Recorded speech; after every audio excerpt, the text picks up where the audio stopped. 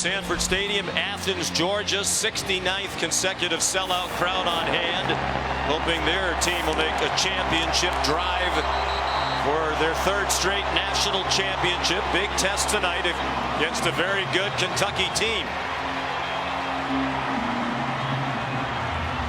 The Wildcats won the toss. Mark Stoops deferred, so Kentucky will kick off. Chance Poore teeing it up with a pretty good breeze at his back. Temperature in the low 60s. Just a perfect night for college football. Dylan Bell and Mekhi Muse are back deep for Georgia. Poore ordinarily kicks touchbacks, 29 touchbacks and 34 kickoffs this year for the fifth-year senior from Anderson, South Carolina.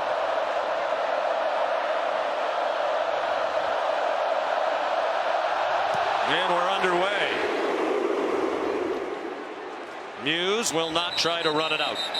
Here's Molly McGrath. Well, Sean, both teams had crucial playmakers who were game-time decisions. Georgia wide receiver Ladd McConkey will play tonight. He didn't practice all week because of a lingering back injury, but he was used situationally on third downs last week. But head coach Kirby Smart told me he likes him better on first and second downs tonight, saying if he plays, I'm not going to limit him. He's going to play. Kentucky wide receivers Barryon Brown and Tavion Robinson both suffered lower body injuries in last week's game. They're both available, but Brown is not 100% healthy. We will not see him as a kick returner tonight, Sean. Brown bothered by a hamstring. He had 10 catches against Georgia last year in Lexington. Beck comes out throwing. Dejon Edwards, some nifty maneuvering across the 30. Taken down by Keyshawn Silver in the middle of the front three. Beck, a big man, 6'4", 220, waited 3 years to become the starting quarterback. Played behind Stetson Bennett. Has started all 5 this year, completing 72% of his passes, and as you saw at the outset, just under 300 yards per game. On the rollout, he's on target to Marcus Rosemy-Jacksaint. Kirby Smart told us yesterday, Greg, if Beck's had a problem, it's early in the games, perhaps a little too amped up. We saw last week he missed a wide open deep throw down the middle to Osterdelp, but he has tended to settle in and play better as the games have gone along. He's remarkably talented and has a great understanding of this offense, but you referenced it, maybe a little tight early. Obviously not a ton of experience as a starter, but really settles into the game. Dylan Bell lined up in the backfield, ordinarily a wide receiver. Another short throw and good run after the catch by Dominic Lovett for a 9-yard pickup for the transfer from Missouri. This is how you get your quarterback into the game a little earlier. Just some short, high percentage completions, easy throws for Carson Beck to get him comfortable. They're already out to their own 49. It's been a slow starting Georgia team. They've scored only 17 first quarter points in their first 5 games total. They've been dead even, 17-17 in the first quarter. And then dominant thereafter. Dylan Bell yanked down for a loss. Octavius Oxendine, the defensive end, dropped that for a loss of 2. A great job at the end of the line of scrimmage. You see Oxendine working against Xavier Truss and Brock Bauer, splits the 2 and makes the tackle for loss. So here's 3rd down and 3. Bell remains the running back. He goes out into the flat. Beck has room to run for the first down. Decided not to slide and got hit by De'Aaron Jackson. But he got 7 on 3rd down, and Georgia continues. Good job there by Carson Beck. Good coverage downfield from Kentucky, but they're not really worried about Carson Beck's legs. That's where this offense is very different from a year ago. Stetson Bennett was a threat to take off every single time, whereas Carson Beck really going to live in the pocket, more traditional, more prototypical. That time, clearly saw an opening and made him pay. Dejon Edwards back in. And he breaks tackles, drives the pile. De'Aaron Jackson whiffed near the line of scrimmage. And as a result, it's a 7-yard gain. To use Kirby Smart's phrase, we do not have an elite running back. They're leaning heavily on Edwards. but that's not a strength of their team this year. They're very thin there. Of course, moved Dylan Bell into running back as well. Obviously, he's a receiver, so they've been very thin with some attrition and some injuries that have hit that room.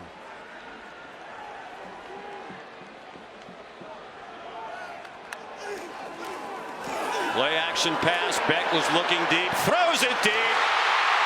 Rosemary-Jackson has the touchdown.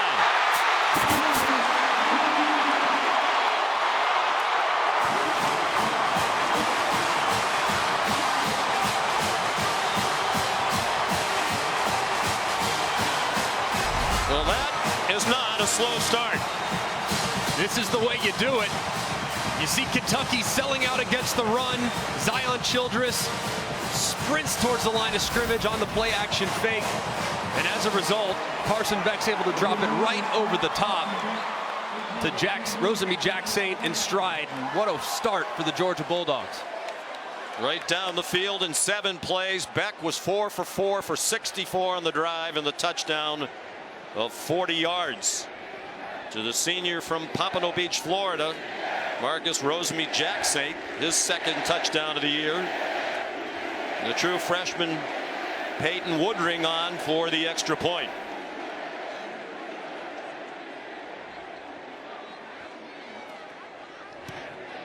Right down the middle.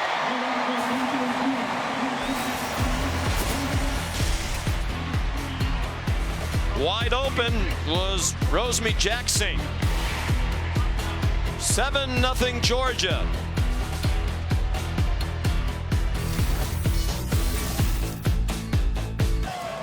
Student section here in Athens fully engaged early. A quick score for Georgia. In contrast to their first 2 conference games, they trailed South Carolina here 14-3 at the half. Last week at Auburn, they were down 10-0 in the first quarter. Rallied to win both times. Jared Zirkle to kick off. 22 touchbacks in 36 kickoffs, kicking into a pretty good breeze, so he pooches it high in the air, and a fair catch made at the 31-yard line.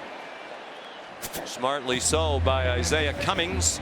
So here's Devin Leary in his first year at Kentucky as a transfer from NC State, and as Greg said at the outset, has been mediocre. He's disappointed at his own play, and the completion percentage indicative of it, just 58%. He's had a lot of bad balls. And he has a huge arm. I mean, very, very strong arm, but the accuracy from time to time has been a little bit off. Going to have to be great today to complement that run game. Has Ray Davis, and Ray Davis picking up right where he left off last week. And he's not afraid to initiate the contact, as you saw at the end of the run when he collided with Javon Bullard after a gain of 8. And the contain is going to be very important for Georgia defensively. Last week, Auburn was really able to win on the perimeter an awful lot. That time, number 32, Chaz Chambliss, he gets kind of stuck inside, and Ray Davis wins the race to the edge. Davis, the leading rusher in the SEC, 119 yards per game. Deep throw, single coverage. Barryon Brown couldn't handle it. Their best cover corner, Kamari Lassiter, was running with him. Lassiter's been hampered by a foot sprain.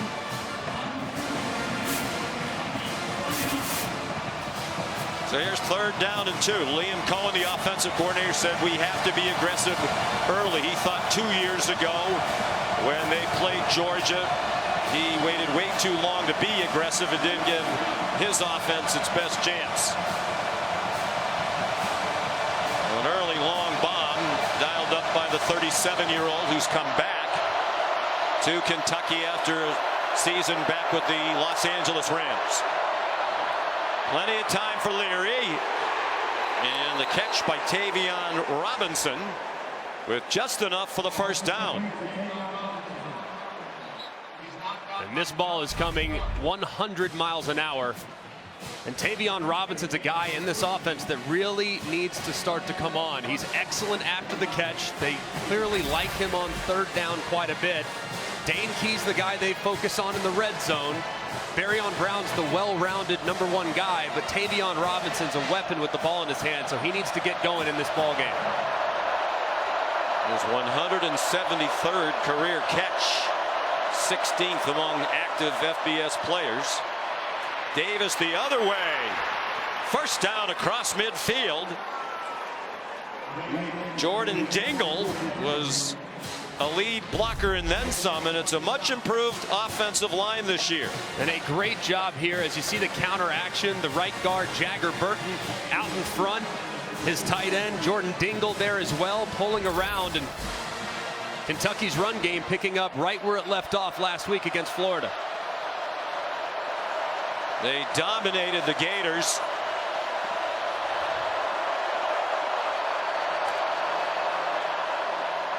Davis again waits patiently. There is a flag down back near the line of scrimmage. Warren Brinson made the tackle. Part of the defensive line for Georgia. Kyle Olson is the referee leading this SEC crew.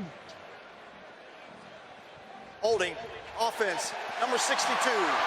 10-yard penalty, remains first down. Jagger Burton, the sophomore, making his 19th consecutive start. Hometown player for Mark Stoops out of Lexington, Kentucky. That's a big penalty as Jagger Burton, they go to a very similar play that they ran just a moment ago. Jagger Burton engages with Chaz Chambliss and throws him to the ground a little late. But when you get behind the sticks against Georgia, it is so incredibly difficult because when they get their pass rushers on, their speed guys up front, it becomes very, very tough to contain. Wiped out a 7-yard run. First down and 20.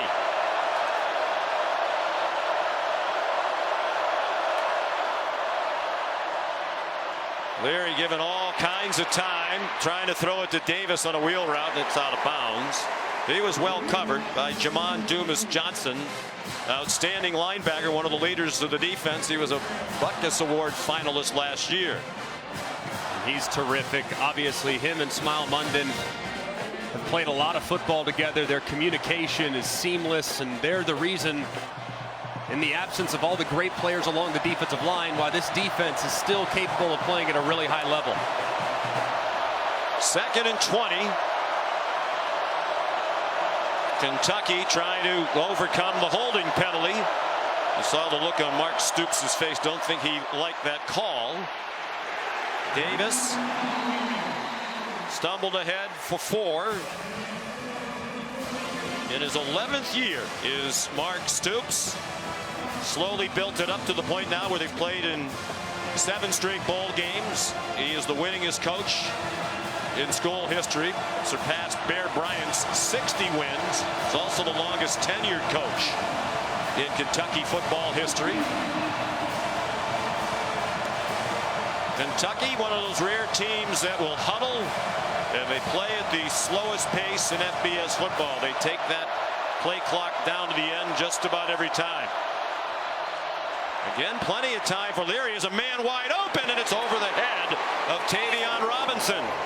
And that's been the issue, the lack of accuracy as Leary gets used to a new offense and new teammates. He's just been off target. And man, this is one you just absolutely have to hit. It's a great call by Liam Cohen, kind of a smash concept with a corner route and someone in the flat holding that defender. He's got a guy wide open, might be a touchdown if you drop it in the bucket. Wilson buried a punt. See Mark Stoops say, just throw it to him. And I think part of it's probably mental now for Leary, who was actually known for his accuracy when he was the quarterback at NC State. Mackay Muse, the punt return, 36-yard punt, 4-yard return, 7-0 Georgia.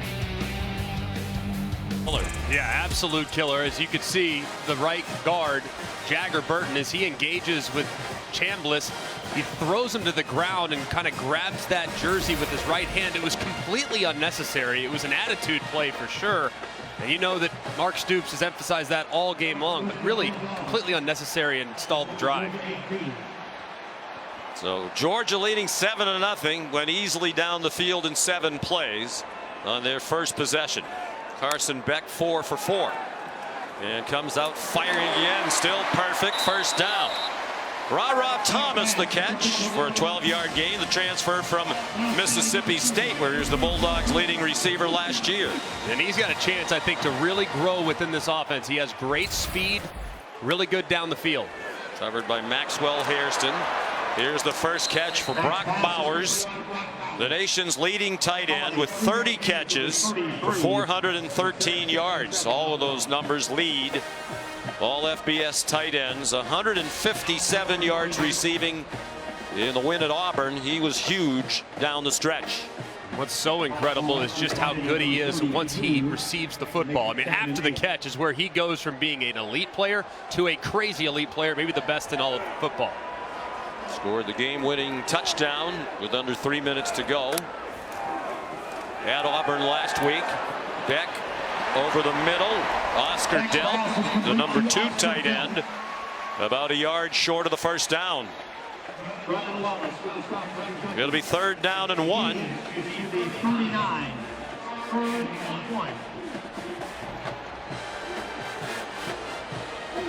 Beck 7 out of 7.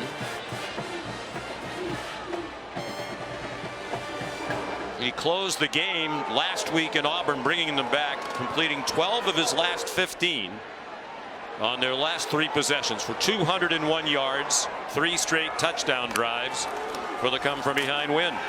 Faked it to Edwards, man wide open. It's Bowers taken down inside the 40 by Maxwell Hairston. They'll mark it at the 36.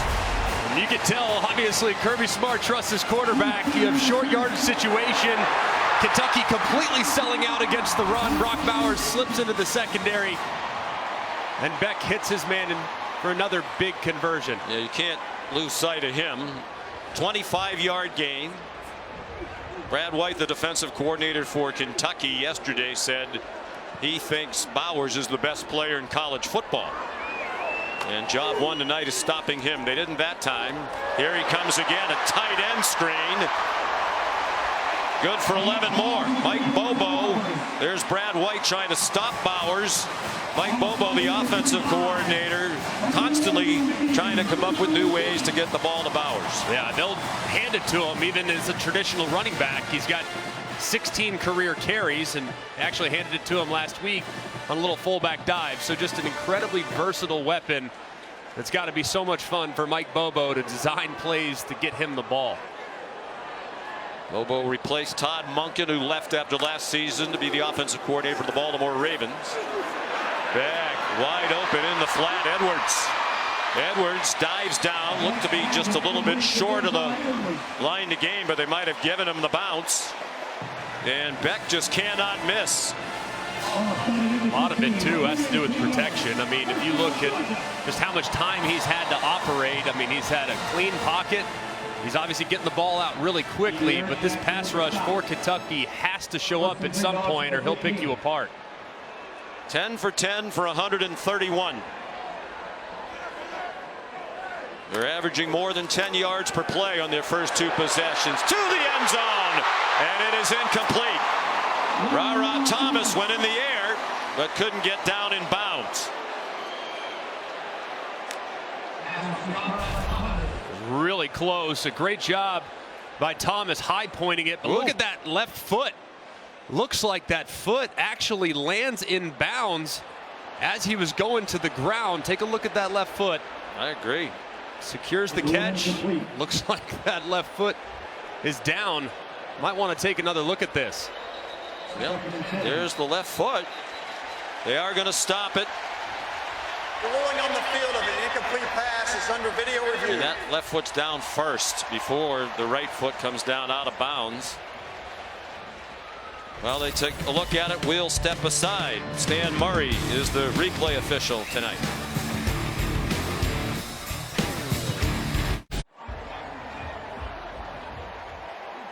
After video review, it is a touchdown. The receiver had 1 foot in bounds and firm control of the ball.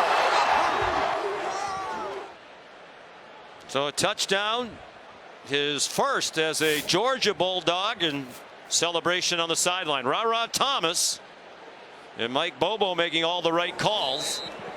2 possessions, 2 long touchdown drives. This one 7 plays, 82 yards. All 7 plays were passes. And the extra point good by Peyton Woodring.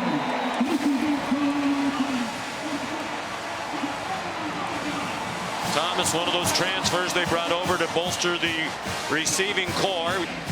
Caught 44 last year for Mississippi State, had 7 touchdowns. And Lovett right next to him over from Missouri, where he was second team all SEC for the Tigers last year.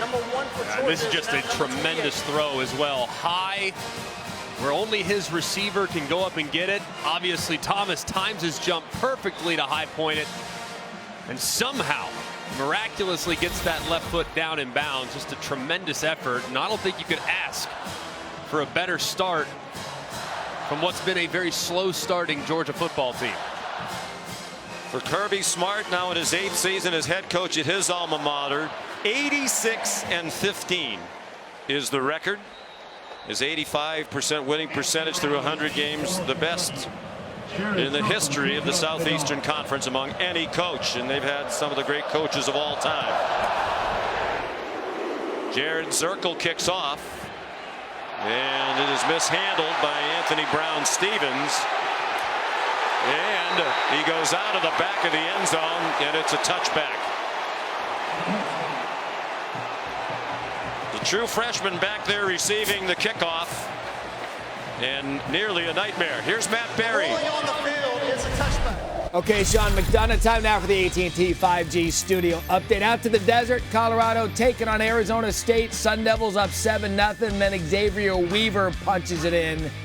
We're tied at 7 apiece. And coming up, Sam Hartman. Can Notre Dame continue this run after their last second win against Duke last week? They've got Louisville coming up on ABC. It's already been a great day of college football, Matt. Starting with the Red River rivalry. What a classic that was. That game never disappoints. Ray Davis squirts up the middle for 3. Here's Molly McGrath. Sean, on that last drive, quarterback Devin Leary was off the mark to wide receiver Tavion Robinson. He came off to the sideline and talked to Robinson about their timing. And, you know, you've talked about it. Leary's taken responsibility for their offensive struggles, telling us our passing game is inconsistent right now. I need to take a good, hard look in the mirror. It starts with me. I need to be better in every way. Accuracy, ball placement, timing, reading the defense, everything. Sean? That was a textbook example of it. Wide open receiver and a big miss. 2nd and 7. Looking deep again. Another wide open receiver. Caught this time by Dane Key. And into Georgia territory again. Liam Cohen said they would take some shots, and they are. And this is a great route. Kind of fakes the post to the inside. Just a deep V route. And Key beats his man Lassiter to the inside. Breaks it back out. And a really nice throw there from Leary. 36-yard play. From the 36 of Georgia. And another quality gain on first down. It's Barryon Brown, the sophomore from Nashville. There is a flag back near the 35-yard line.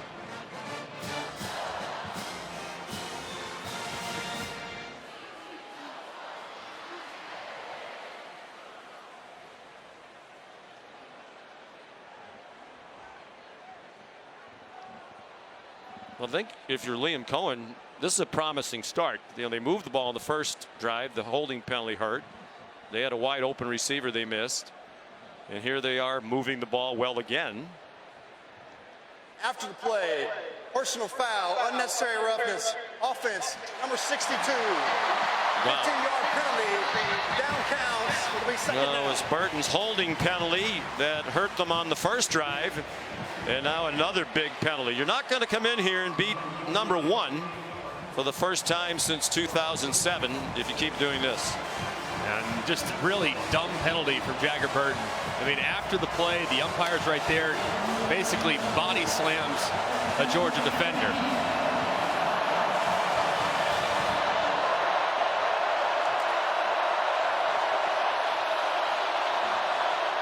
It's Eli Cox at center. Burton's playing right guard. Davis driven back by Chaz Chambliss.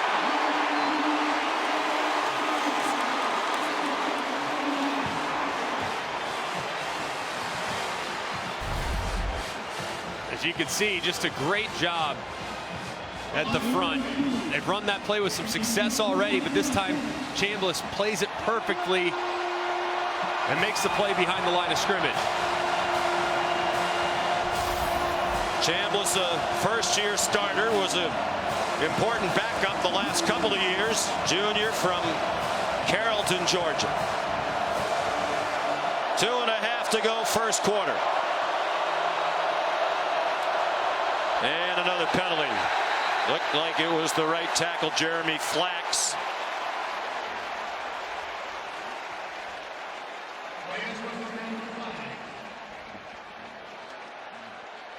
False start. Offense, number 77. 5-yard penalty. Makes third down.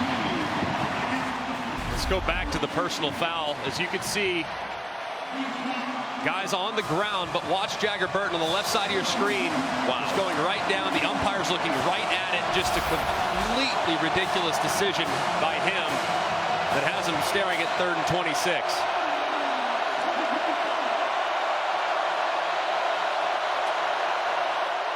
Here comes pressure. Leary given time, and it's too high for Dane Key. A fired-up Kamari Lassiter had the coverage for Georgia. Preseason first-team All-SEC cornerback. And Burton has really hurt his team here in the first quarter. That last one was just about as stupid as it gets. Just absolutely can't make decisions like that. It's an emotional game. Obviously, you've been preached to all week. We got to match their physicality. You can't do it after the whistle. It's just completely uncalled for. Wilson Berry, the 25-year-old from Australia, brother of Jordan Berry, who's punted in the NFL. Kai Muse let it bounce, and Kentucky's going to down it near the 1-yard line. Andrew Phillips in the right place. Looks like they're going to mark it at the 2. And Kirby Smart letting Muse have it. Next week, a top 10 matchup in the Pac-12. On ABC, 3:30 Eastern, number 8 Oregon, number 7 Washington. 123-year rivalry. It's the first time both teams will be ranked in the top 10 when facing each other. Don't like to interrupt the referee. They're the top 2 teams in the country in yards per game, both over 550. Both on a bye this week, so they'll be rested and ready to go. That game is going to be electric, man. Great quarterbacks. Obviously, Bo Nix with Oregon, Michael Penix, who I think if the Heisman was awarded at the end of September, he would probably have gotten my vote. He's been playing phenomenal. Carson Beck has completed his first 11. Here's Dylan Bell around the corner. And knocked out of bounds at the 32-yard line. He got 27. Trying to help get the running game going, primarily a wide receiver, but they're using him as a running back, and now there's a flag on that play. It looks like it'll be the first Georgia penalty. Personal foul, illegal blindside block, offense, number 73. Half the distance to the goal, remains first down. Xavier Truss, who was the starting left guard at the beginning of the year. They lost Amarius Mims to a right ankle injury. He'll be out for several more weeks, so they moved Truss from left guard to right tackle, and Dylan Fairchild moved in at left guard. And that's a big loss, obviously, with Mims being out, such an anchor there on the right side. But Truss, I think, has filled his big shoes admirably.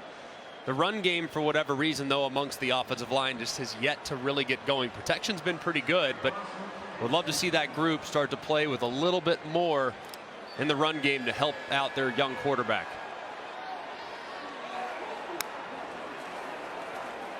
It's Edwards looking for some space, and he has the first down, taken down by De'Eric Jackson, the senior linebacker, back in his home state. He's from Dublin, Georgia.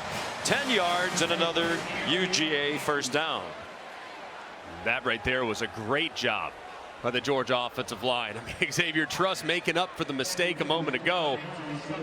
He was engaged with his defender 10, 11 yards downfield as he was getting that surge. 17 points total in the first 5 games in the first quarter for Georgia. 14 tonight. Beck 11 out of 11. Beck fires and it's incomplete. Broken up by Andrew Phillips. There is another flag down. Trevin Wallace put a hit on Beck as he delivered the football.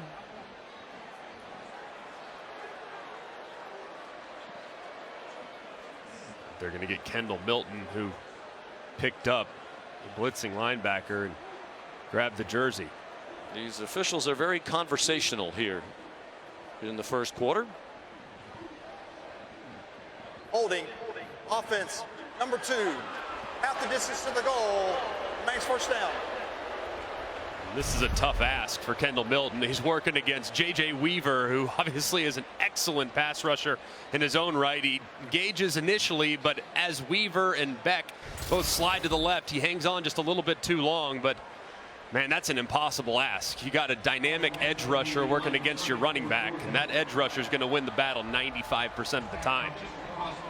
So Beck is still perfect at 11 for 11, which is the 4th longest consecutive completion streak to start a game in Georgia history. The record is 15 in a row to open a game. Edwards taken down at the 15-yard line. Trevin Wallace in on the tackle. Gain of 6. They don't have to snap it again here in the first quarter unless they choose to. And Kirby Smart saying, we're not going to snap it again.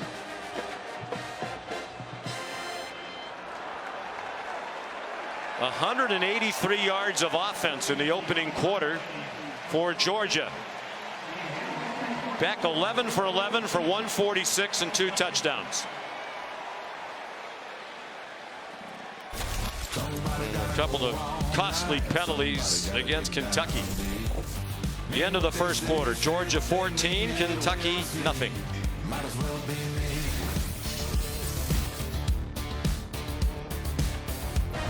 This is the SEC on ESPN from Sanford Stadium in Athens, Georgia. On a beautiful night, the temperature in the low 60s, expected to get down in the mid 50s by the end of the game.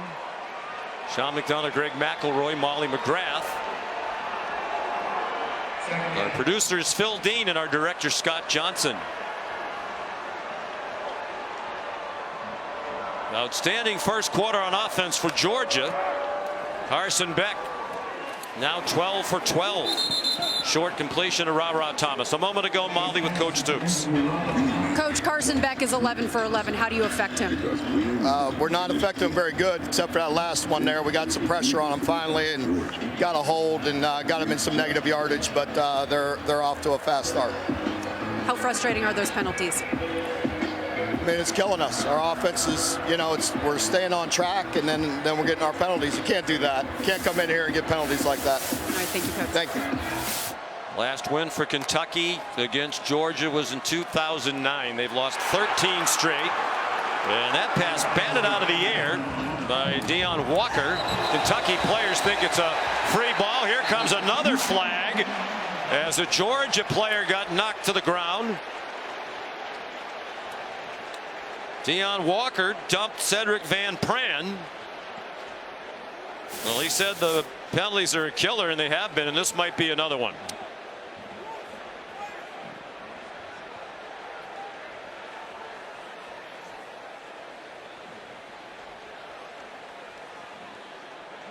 I was a little surprised after the WWE elbow drop by Barton that he didn't come out of the game, at least for a little bit. I know they're not particularly deep along the offensive line, but at some point. Rolling on the field is an incomplete pass. After the play, personal foul, unnecessary roughness, defense, number 0. 15-yard penalty from the previous spot, and an automatic first down. Well, it's a great play by Walker initially. Knows he's not going to get there. 6'6", 350, going up and knocking the ball down. Then for whatever reason, I don't know what he was thinking. I mean, that's just completely unnecessary. Why is Kentucky advancing the ball? It was clearly an incompletion. And then Walker does something dumb like that to give Georgia's offense new life. Just killing themselves right now. The best defensive lineman not on the field right now. The ball out to the 35. 4 penalties for 45 yards against Kentucky. Kendall Milton is the running back. He's been banged up here in the early season. He scoots ahead for 7. He was their 3rd leading rusher last year. They lost Kendall McIntosh to the NFL draft. They lost a lot of key players from a year ago. Of course, Stetson Bennett, the back-to-back national championship winning quarterback, drafted by the Rams. They lost both starting offensive tackles. McIntosh, an important pass receiver out of the backfield as well.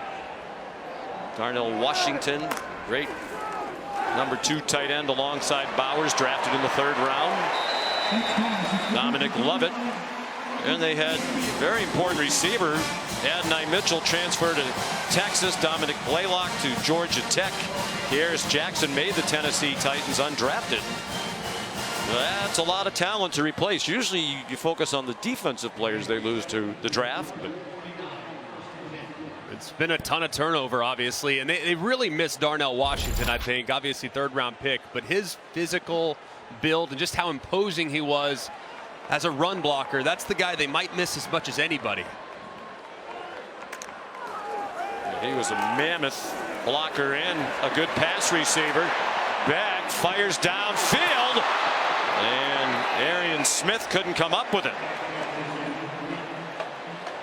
And you mentioned it. Where has Arian Smith been? So highly touted when he came here. Now a junior, and they're still waiting for greatness.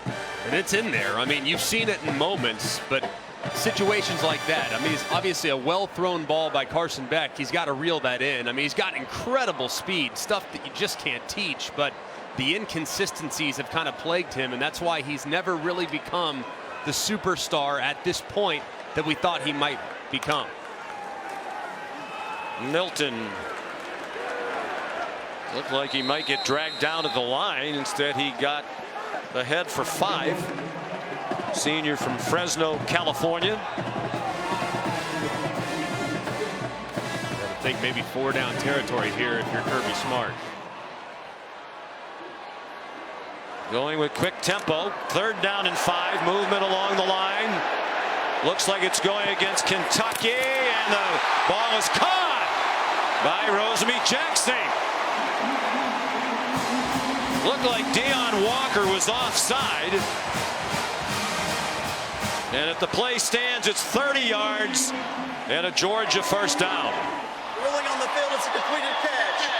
Offside, defense number 0 in the neutral zone at the time of the snap. That penalty is declined. Resulting play is 1st down. A great job by Carson Beck, seeing that the defender had jumped off sides, knowing he has a one-on-one shot down the left sideline. Free play, take a chance. And Rosamie Jackson, their strongest receiver on the perimeter, drags it in. Beck 14 for 16 for 188 and 2 touchdowns. Now they flip it to the speedy Smith. Ooh, what a tackle. He got crunched. There is a flag down. It was Zion Childress who delivered the hit. When Smith was in high school, he was a nationally competitive sprinter and has spent some time on the Georgia track team as well as a sprinter.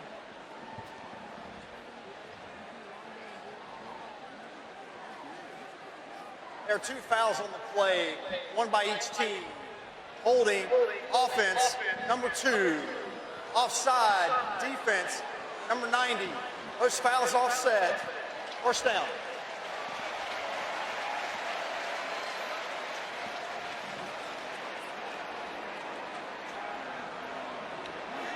Feel like this is a big moment for Mark Stoops. I mean, just Georgia's been able to do whatever they want. They've had so many self-inflicted mistakes, but to hold them to a field goal here would be massive for the Wildcats. And they've made their name primarily on defense in the Stoops era, but they're getting gashed over and over again. Beck tried to get it to Bowers.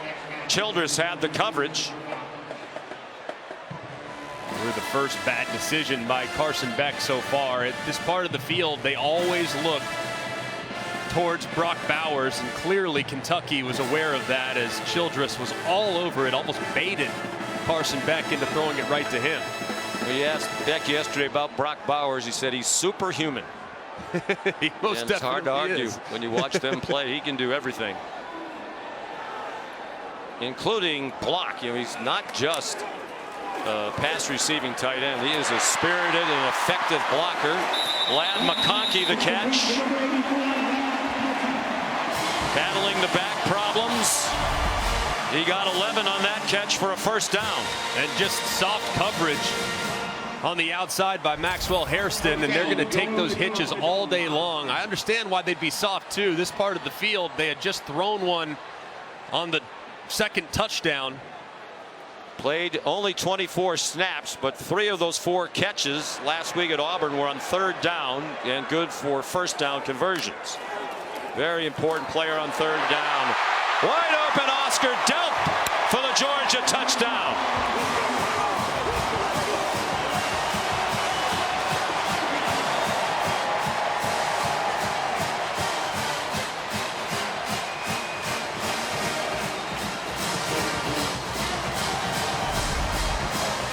And you're going to see, obviously, a full sell by Kentucky against the run. A similar play that they hit Brock Bowers on earlier. Just completely selling out against the run. They slip the tight end right up the middle, and Delp reels it in for a touchdown. What a backbreaker for Kentucky after they had him off the field earlier in the drive. Second touchdown of the year for Delp. Highly recruited sophomore from Cumming, Georgia. One of the top tight end recruits.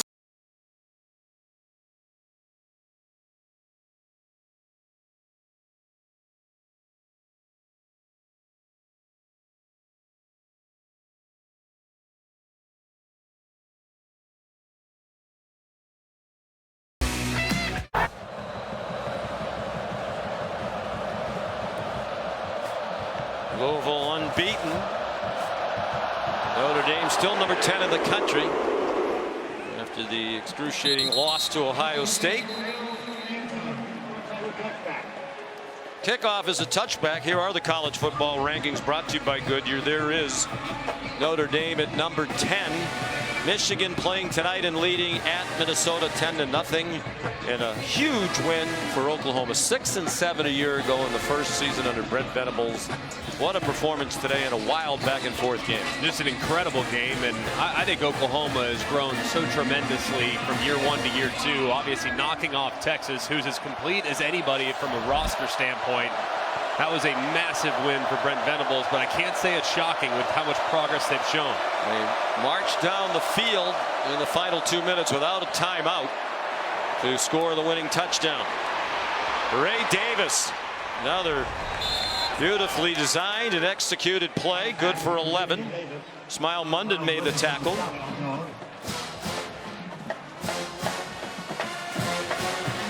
Got to be pretty frustrating if you're Liam Cohen. You've had a pretty good plan. You've been able to move the football, but obviously a couple penalties really offsetting any of that progress. But he's been more aggressive. He's got Georgia kind of going side to side. He's taken a couple shots. He's had guys open.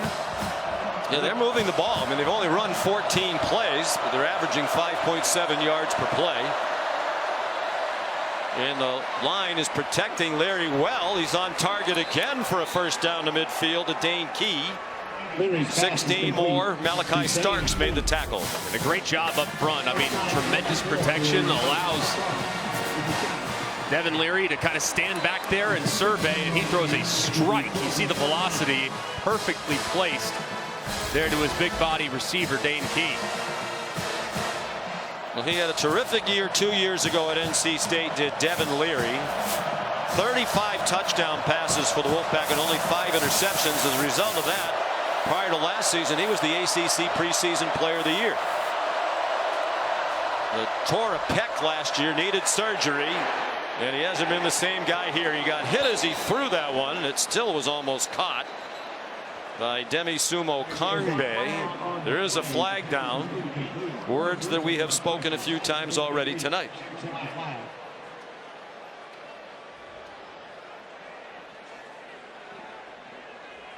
Not only do they throw a lot of flags, they talk a lot about it before they actually tell us what's happening. And those microphones work too, right? I mean, they're supposed to be able to talk to each other. Personal foul, roughing the passer. Defense, number 97. 15-yard penalty, automatic first down. Warren Brinson, part of an all-senior starting defensive line. Wow. Yeah, I don't know about that one. I mean, it's a little high, I suppose, but if you hit him, blow. I mean, it's not late, it's not to the head. Yeah, I don't agree with that call. That's bad. Really bad. But big for Kentucky to the 34-yard line. They've been moving the ball consistently. They've just dug themselves a huge hole, and that one dropped. That's been another problem. It hasn't all been on Leary. The low completion percentage. Tavion Robinson couldn't take that one in. Let's bring in Matt Austin. Yeah, I agree with you guys on that hit on the quarterback. I don't think it's roughing the passer. You say it's not late, it's a little high. I think what might have fooled the referee is he looked like he did kind of an upward thrust and kind of dove at the quarterback, and that may be what he thought he saw, but there wasn't much there. Second down and 10.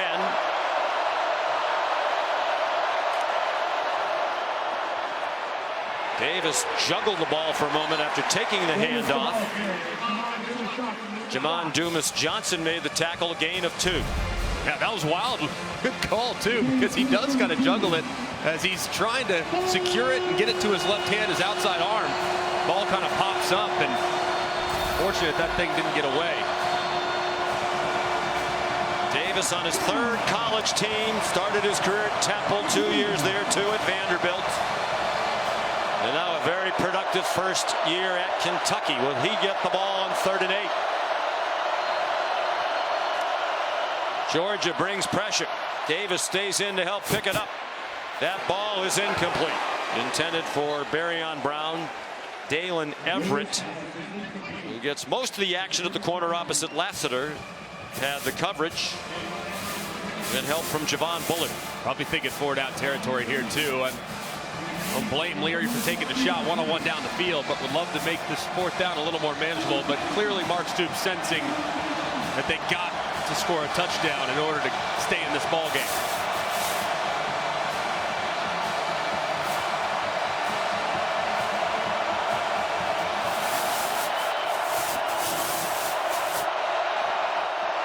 And they move.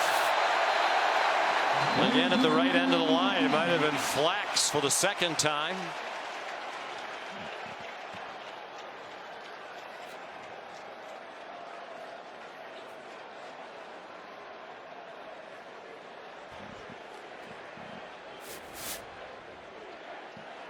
Delay game. Defense for disconcerting signals. 5-yard penalty. Makes 4th down. And this is a good call. You look at number 18, Xavier Sori. Look at, you see him say move. And as soon as he says move, those defensive linemen will shift. That was something that Kentucky had talked about. Said today we're going to address it with the officials beforehand, and that time they get the call. That was Glenn Schumann, the defensive coordinator. They said that's something Georgia does at home. They don't do it on the road. Obviously the crowd helps. Much more manageable 4th down. Georgia crowding the line. Larry on target, and Tavion Robinson the 1st down. They'll mark him just inside the 22. Well, defensive players would call this a pick. Offensive players will call this a rub, but it's a good job there by number 7, Barrion Brown. He actually turns and tries to become a wide receiver, so he sold it well. Throw back, another good call. It's Josh Caddis, one of their tight ends. Boy, I've been impressed by the play calling by Liam Cohen here in the 1st half. That's 8 more On the screen to Caddis, a sophomore tight end. His dad Eric played at Michigan and 7 years in the NFL. Completely agree with you on the play calling. I know they don't have any points to show for it, but my goodness, man, Liam Cohen is off to a really nice start in this game. Getting a lot of guys involved with a lot of misdirection. Well, they've done a nice job of mixing up the play calling. And again, an open receiver, Tavion Robinson in the flat. You know, that should be a very high percentage completion, and it wasn't. I think Leary sensed that he was about to get hit hard, as you can see. Doesn't like it, is well covered, tries to get rid of it, but he's way off the mark. They're 1 for 4 on third down. This is probably 4 down territory again.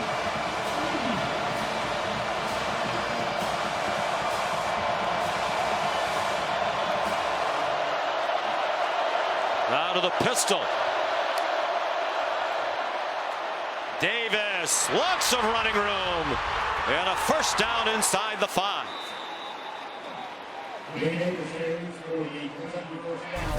Man, this is just a great job. This run's designed to go that way, but he cuts it back beautifully, because you look at the defender there on the interior.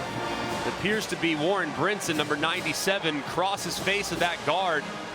Ray Davis sees it immediately, puts his left foot in the ground and finds some open space. It's a great run by the running back. There's a Georgia defense that struggled to stop the run last week at Auburn.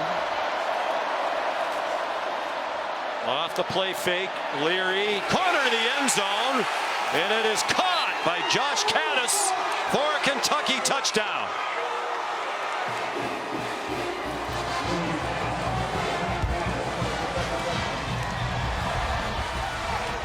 Just an enormous answer for Kentucky. They go with a little 321 loop pass right, loop that quarterback out, designed to throw it in the flat. You almost never throw it to the corner. But in this case, Leary likes the matchup. He sees the defender. Malachi Starks' back is to him, so he can fit it in there as you take a look from the Progressive Pylon cam.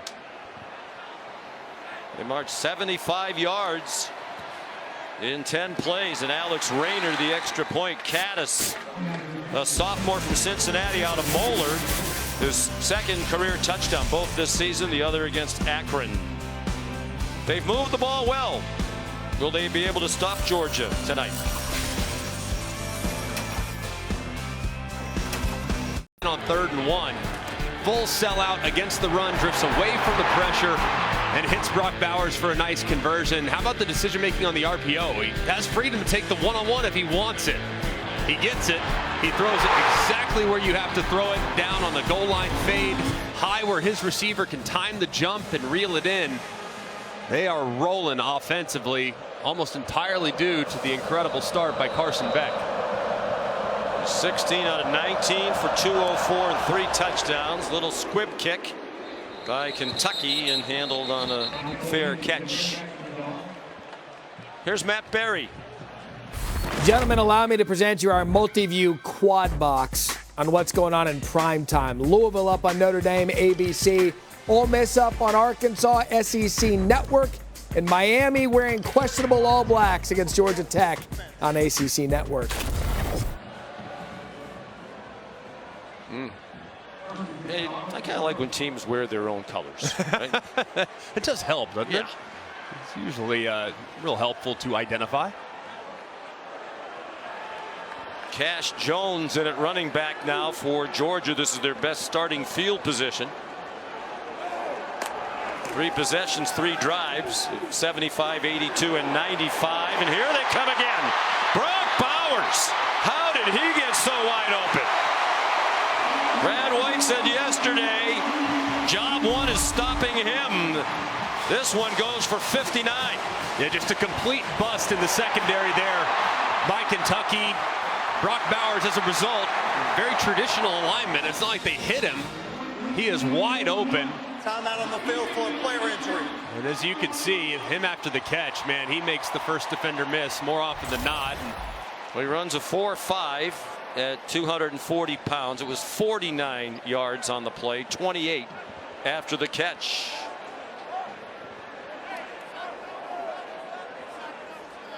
From a military family, both of his parents, Tony and Ramona, served more than 20 years in the U.S. Army. Here comes Georgia, already 3 touchdowns in 3 possessions.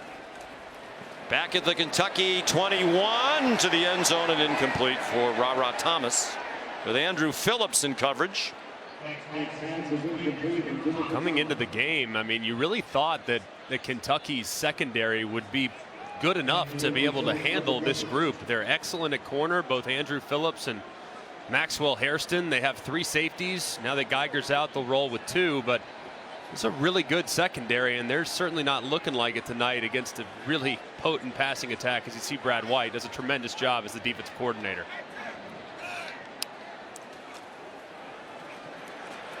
Edwards, nifty move and some shaky tackling. 4-yard gain for Edwards. Under 6 minutes to go in the first half. Carson Beck already up to 253 yards passing.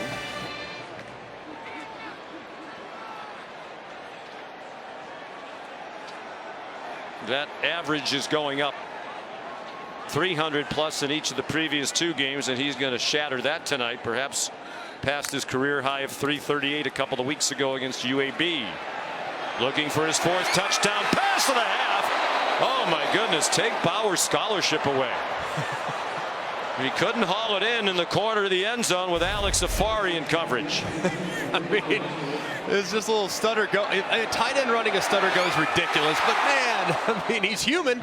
Ladies and gentlemen, that was up for debate prior to that play, but goodness, it's shocking when that happens. See Kirby, I mean, I don't know if anyone can believe what they just witnessed.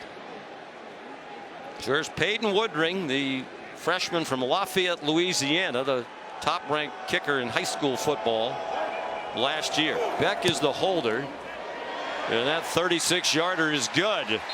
So Woodring is 7 out of 10 now in field goals in his freshman season. Mark that tape. You might not see that again for a long time. It's 24-7. Injury 10 after that last drive. He limped off and was in visible pain. Had athletic training staff working on his right leg. He tried to wave them off, but they insisted he go into the medical tent, Sean. Take a look as kind of lands a little awkwardly. Oh, and you see at the end, it's almost like a recoil as he went to the ground. That was uncomfortable looking. Jared Zirkle the kickoff. And Kentucky will start at the 25. Kick off your Week 5 NFL Sunday at 10 a.m. with the Countdown crew on ESPN, the app, the early breaking stories, injury updates, previews of each game right up until the kickoff. And then Monday Night Football caps off Week 5. 8 p.m. the Green Bay Packers and the Las Vegas Raiders. Coverage starts with Monday Night Countdown at 6. There is the Manning cast with Peyton and Eli on ESPN 2. Packers are 2-2. The Raiders are 1-3. There's Devin Leary with Ray Davis on his right hip. 5:15 to go in the half. Kentucky down by 17. Leary to the sideline. And good run after the catch by Dane Key. 13-yard gain. They continue to move the ball with regularity. Just a nice, easy route, but a good job there. Kind of drifting away a little bit. As you saw, number 32, Chaz Chambliss, trying to kind of drop into that zone. He drifts away and makes it easier on his quarterback. Leary now 9 out of 16 for 102. He threw for only 69 and 9 out of 20 last week in the win against Florida, but they had the big rushing day. Up for grabs, and it should have been intercepted by Kamari Lassiter. He had inside position on Dane Key. Man, obviously Kamari Lassiter is going to get the pass breakup here. But I think that pass breakup should probably go to Dane Key. He did a good job of fighting through the defender. I mean, that was going to be a catch for sure from Lassiter, but the contact from Key is what ultimately broke up the pass. Outstanding player junior from Savannah, one of the top cornerback prospects on Mel Kiper's big board with an eye toward next year's draft. George has had 8 interceptions this season, tied for 3rd in the nation. Nearly had another. Leary off target. He had a man curling open, Anthony Brown Stevens, the true freshman from Springfield, Ohio. And these are the down and distances that are so difficult against Kirby Smart and this Georgia defense. They bring in their speed. You bring in Jalen Walker. You bring in Xavier Sori, and they're just going to pin their ears back with those pass rushers and make life very difficult for this Kentucky offensive line and Devin Leary.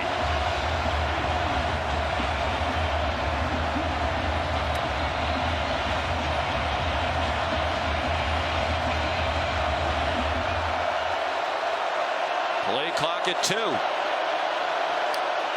They just did get it off, and he's under duress and buried. Back at the 25. Jamon Dumas Johnson. His 2nd sack of the season, a 13-yard loss. And just a great design here by Glenn Schumann. And you're going to see guys wing around and all kinds of stuff. They bring Lassiter off the right-hand side. He's unblocked. But Dumas Johnson's able to fight through a little bit of traffic as the offensive line, the right side, just couldn't quite pick up that overload blitz from the right. Wilson Berry on 4th and 23. Short punt. Kai Muse caught it on the run. Georgia of excellent field position, just a 30-yard kick. Here's Matt. Okay, gentlemen, coming up, Mercedes-Benz halftime report. Alabama airs it out in their win against Texas A&M. Plus, we had a Red River thriller in the great state of Texas. And the Buckeyes, sloppy early, finished strong late. Dan Mullen, Joey Galloway join me coming up on the Mercedes-Benz halftime report. All right, Matt, we look forward to it. Yeah, Ohio State had a tussle early with Maryland. Maryland was ahead 10-0 in that game. Texas was 10 down, rallied to take a late lead against Oklahoma, and then gave up a touchdown in the final seconds. Brock Bowers is on the sideline as this possession begins for Georgia, with Edwards running off left guard and powering his way for a 1st down and more. Here's Molly. Well, Sean Bowers came out of the injury tent with a wrap on his right calf. He went immediately to his offensive line and said, "I'm good to go," and I'm told he's fine. He will return. And he is back in there. It's kind of easy to give somebody treatment on their leg when they're wearing shorts. The knee pad's really more of like a mid-thigh pad. Yeah, like a cut-off shorts. Probably excellent, though, on like a Peloton bike or something. You know what I mean? Cedric Van Pran, the center, is the injured player.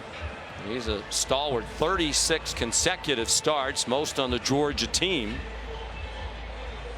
And really, they're playing with 6 offensive linemen. They're more thin at that position than they've been during this championship run. Jared Wilson is the backup center getting ready to come in, but he's played very little. That is not someone that you want to be without for an extended period of time. Cedric Van Pran is kind of the heart and soul of this offensive line. Obviously a great signal caller, and with a relatively inexperienced quarterback, having a guy up front that can communicate and handle all the calls is imperative, and him not being there obviously could have an impact on his quarterback significantly. Let's bring in Matt Austin. Matt, there was a time I thought you were supposed to wear knee pads and the whole thing. And now we're seeing a lot of guys who look like they're out there in shorts. What say you? Well, to strictly follow the rules, yes, you're supposed to wear pants with knee pads. But what the officials are instructed to do is during pregame, they're to go around, take a look at the players. If a player's got their pants rolled way up, go to them, ask them, make them show the official that they can pull the pants down at least to the top of the knee. If they can, then they're fine. If they can't, they're supposed to turn it over to the trainer. But once the game starts, they're not going to police the knee pads and the pants. All right, Matt, thank you.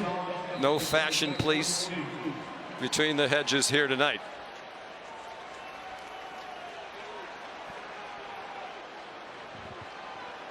.310 to go in the half. Kendall Milton is the running back. Each team with all 3 timeouts. Kentucky brings a blitz. Deep drop by Beck, and Rosamie Jackson, another big play. He was wide open for a 21-yard completion. And this is a heck of a throw by Carson Beck. The defender is almost there as Childress is chasing, but he holds up Rosamie Jackson on the back shoulder, shields off the wide receiver from the defender, and he's able to get big and reel that one in. That's just a terrific throw by Carson Beck. 99 yards receiving. He had the 40-yard touchdown, did Rosamie Jackson, for the first score of the game. Milton, they couldn't chop him down at the line, and he wound up with about a 6-yard gain. It was Andrew Phillips who missed the tackle.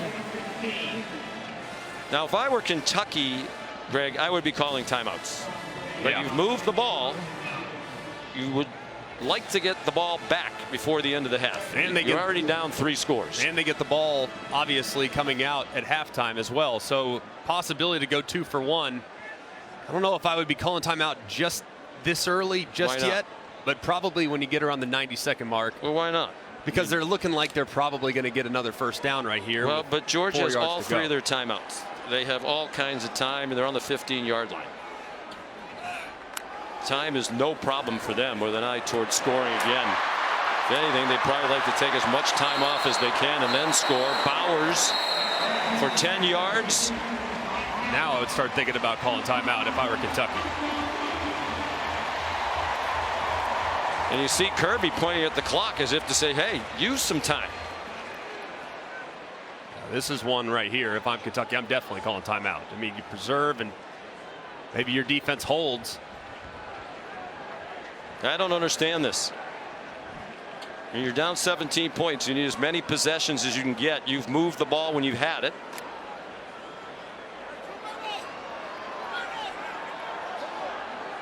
And Georgia not in any hurry. Takes the clock all the way down. A low snap and a touchdown.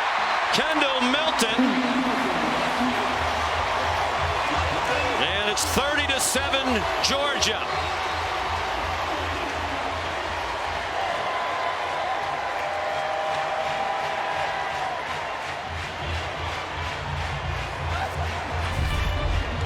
And just a great job here by the right side of the offensive line.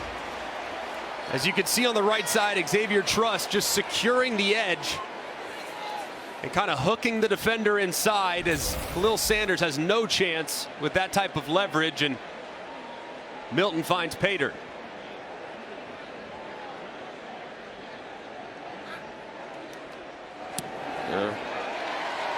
First rushing touchdown of the game. Second of the season for Milton. Woodring the extra point is good. Georgia has scored on all 5 first half possessions to the delight of Boom. Now a quick word from Verbo.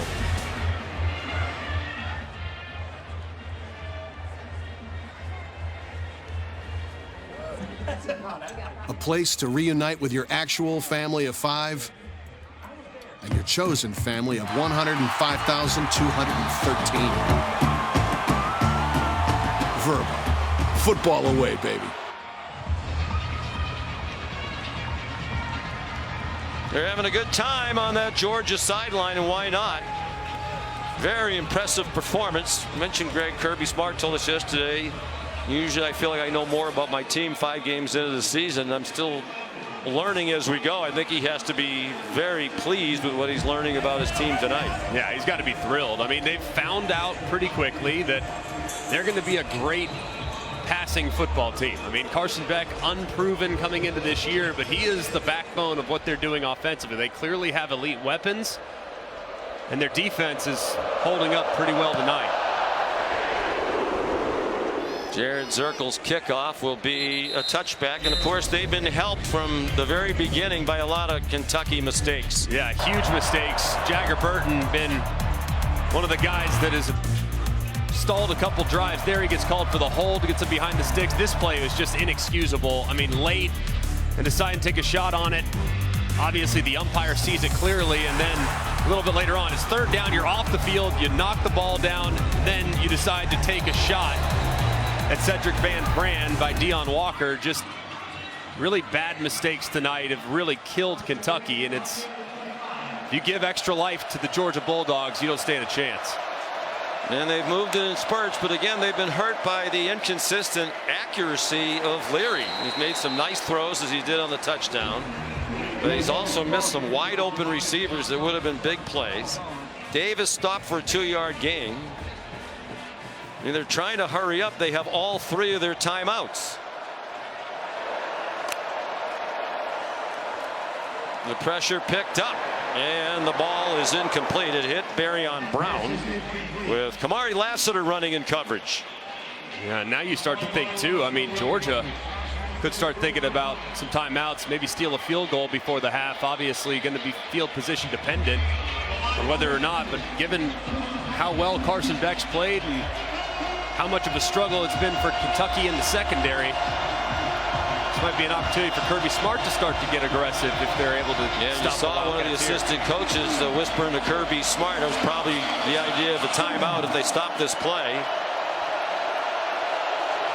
35 seconds in the half. They bring extra rushers again, and the throw is incomplete. Diving attempt by Anthony Brown-Stevens. He couldn't get there. Now, I mean, Georgia has 3 timeouts, a red-hot quarterback, a wide receiver group that has been tremendous tonight. Kirby yelling at Mekhi Muse. That's the first 3 and out of the game for either team. Maybe they come after this one too. Barry got it off. Good kick, very high, and a fair catch made by Muse. Now a quick word from Verbo.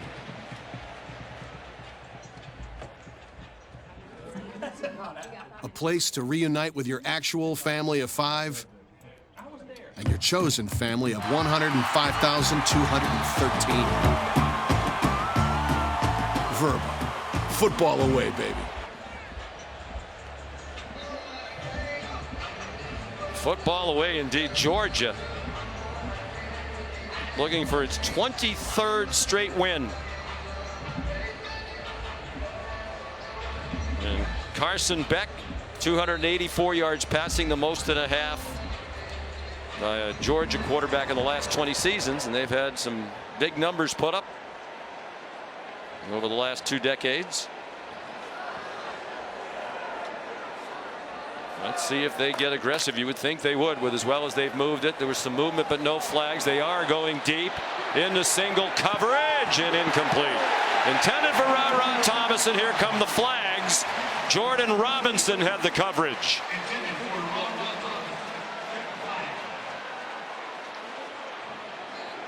Pass interference, defense, number 28, 15-yard penalty, automatic first down. I think this is a good call by the official. Throws just a little bit outside, but as you can see, Robinson looks back for a second but doesn't really try to play the ball. That's a good call by the official.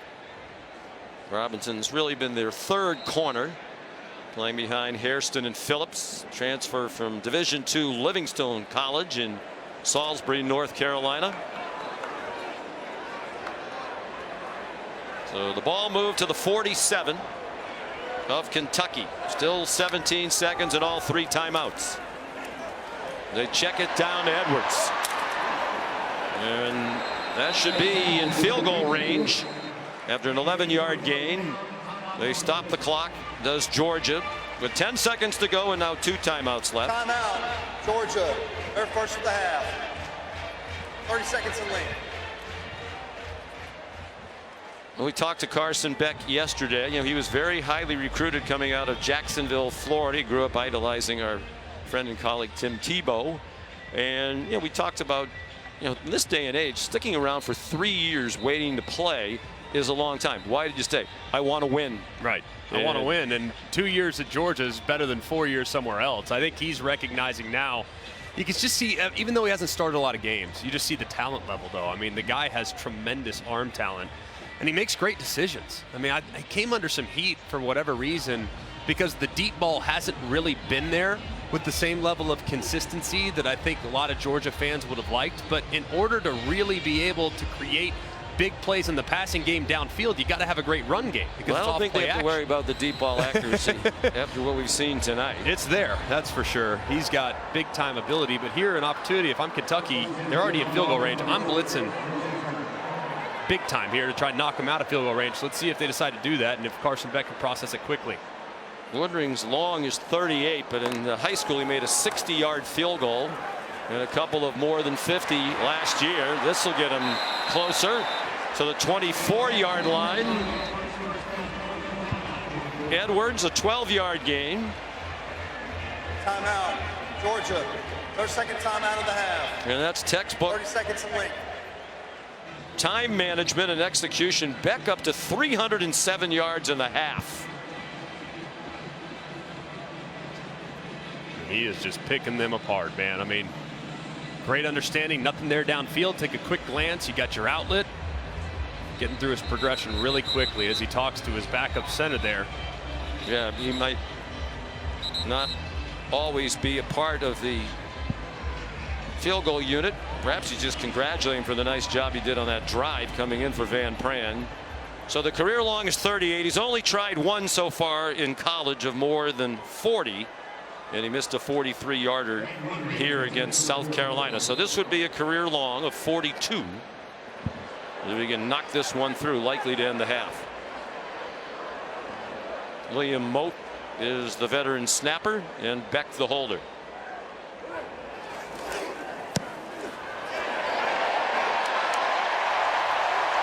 That looked like the form of a young man who was the #1 high school kicker in the country last year.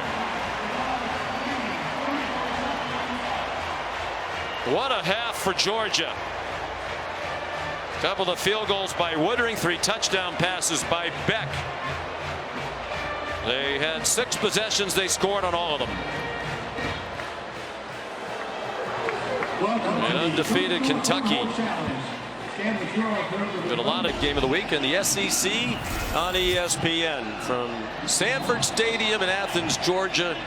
The #1 team in the country, seemingly on its way to its 23rd straight win. Georgia leading Kentucky 34-7. Sean McDonough and Greg McElroy. And if the Georgia fans were worried about who's going to be the quarterback after Stetson Bennett, I'm not sure they have reason to continue to worry about it. I think that position's just fine. I mean, Carson Beck, just a clinic in the first half. I mean, I think you could count maybe once, twice where the ball wasn't catchable. I mean, he played phenomenal. And the receivers, too, I think, they've really stepped up. I mean, there have been some contested catches. Rosemy Jack Saint has been very, very reliable. Brock Bowers, of course, he's always amazing. But I really believe this passing attack is starting to come into its own. And I think as Kirby Smart and as you've alluded to, I think he's starting to figure out exactly who this team is and how they're going to attack people. Kentucky will get the ball first to begin the second half.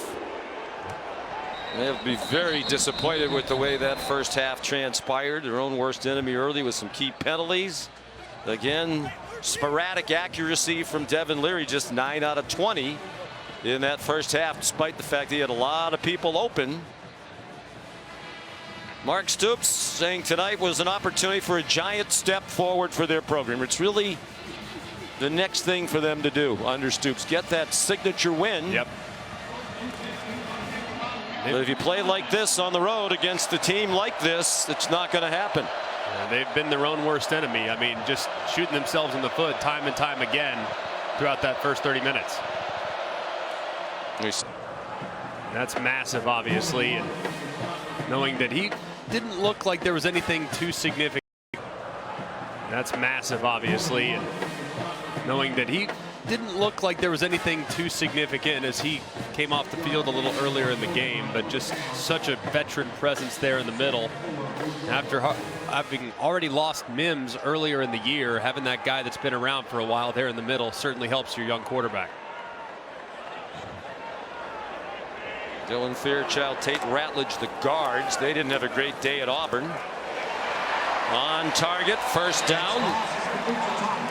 Ra Thomas the catch. An 11-yard gain. Just surgical. I mean, Kentucky's defensive backs, the corners in particular, have gotten behind. I mean, they've kind of gotten attacked deep a couple times, and now they're starting to play soft, and Carson Beck's just taking what the defense gives him, all those underneath throws, and just piling up the completions. This is 3 straight games with 300 yards passing for Beck, and he did it in a half tonight. Dejon Edwards, a short gain out of bounds inside the 40. You have to go back 10 years to the last time a Georgia quarterback threw for 300 in 3 straight games, Aaron Murray in 2013. And he's the 5th player now in the last 2 decades with 300 passing yards and a completion percentage of 80% or more in a half against a conference opponent. You want to guess on the other 4? Joe Burrow would be a safe guess, I would assume. Tua Tagovailoa, Matt Corral, and this last one should be very easy. Yeah. Here's Dylan Bell. A yard short of the first down at the Kentucky 34. Greg McElroy threw for 300 plus and 80% in a first half against Auburn. Did in the big game as well. 2010. They fake the run on 3rd down and 1. Receivers open everywhere. Flag down in the secondary. Marcus Rosemy-Jacksaint the catch for a first down if it stands. Looked like a pretty significant push off from Rosemy-Jacksaint against Andrew Phillips, but there's a lot of separation back there as the offensive line continues to play extremely well in protection for Carson Beck. Interesting play call as well from Mike Bobo. Pass interference. Offense. Number 1. 15-yard penalty. 3rd down. Well, that might be why he was so wide open.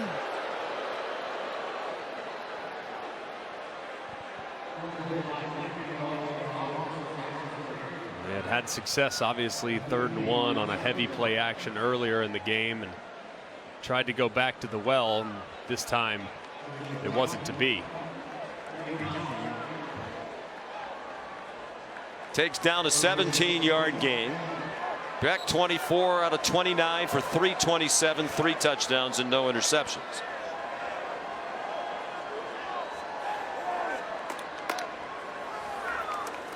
Just a 3-man rush for Kentucky into traffic, and it's intercepted. Picked off by Maxwell Hairston, and with some running room along the near sideline. And chopped down by Beck inside the 30. 47-yard return. It's already the 4th interception of the year for Hairston. And it's just not a good decision for Carson Beck. A play that they ran earlier in the game that resulted in a touchdown to Rosemy-Jacksaint. That was the first touchdown of the game. This time he's trying to force it to Lovett on the over route. Throws it a little bit too high. It was well covered. And as a result, there's Hairston to reel it in. He started the day 4th in the nation with 3 interceptions. Now he has 4. He's already turned 2 for a touchdown this year. And that one brought back 47. Give a little life to the Wildcats. Ray Davis for 2.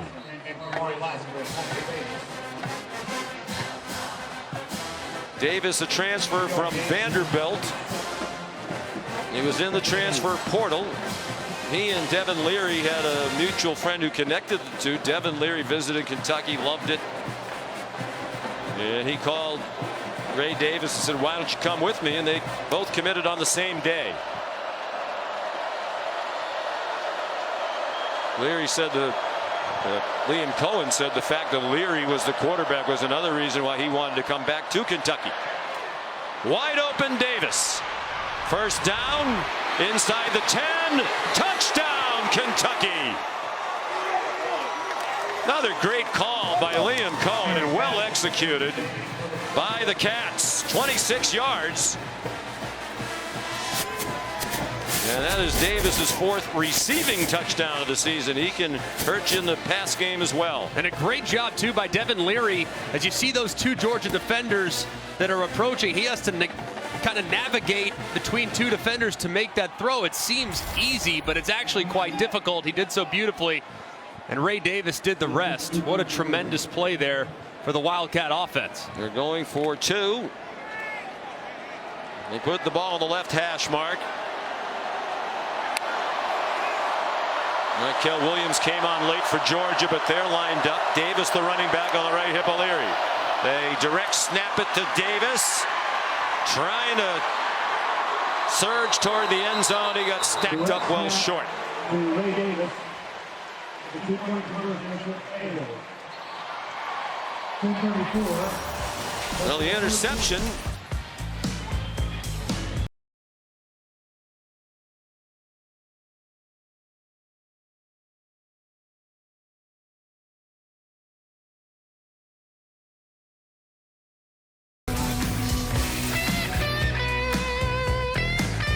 Rushing and now 4 receiving for Davis. He's an elite back, man. It's been fun to watch him operate here in the first half of the season. Wonder if they'll try to squib it, pooch it, hope for a mistake from Georgia. Still down by 21 points, 10.5 to go, 3rd quarter. They kick it down into the wind, caught on the run by Muse. Makai Muse came as a walk-on. He's been a dynamic kick returner. 22 yards there. Here's Molly. Well, Sean, Kentucky running back Ray Davis possesses a strength and maturity that is rare. Growing up, his parents were incarcerated. He was in foster care and he was homeless by the time he was 12. But he told us he wouldn't change a thing about his past, saying, I wouldn't be here on this field today if it weren't for the obstacles I faced. Growing up, I always used to ask God, why? Why am I homeless? Why is this happening to me? And I finally replaced the why me with I understand now. I understand the obstacles I faced were lessons, and now it's my responsibility to achieve my goals and give back. He was taken in at age 15 by his guardians, Laura Banks and Greg Lee. And the great news is his dad has gotten his life together. Molly and the father and son have been reunited. And I know Ray's very proud of what his dad has done. Yeah, Sean, and Ray really wants the emphasis to be on the fact that life is all about second chances, and he is really appreciative of his father turning his life around and being there for him. Proud of each other.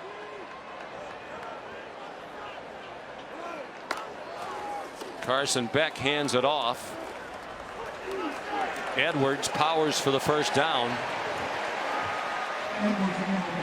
And I know, Molly, Ray Davis also expressed to you gratitude, just to still be alive at this point in his life. He saw a lot of rough things when he was a kid.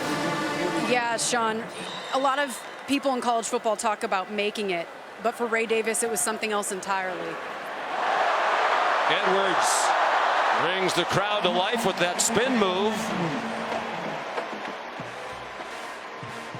7-yard gain there. It's just such a special story of Ray Davis' perseverance, and obviously to see it play out here at the highest levels of college football is just truly remarkable, and a guy that I think everyone will root for.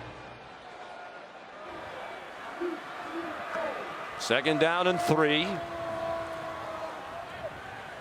Georgia scored on all 6 possessions in the first half, turned it over here early in this half. Wow, the effort by Milton.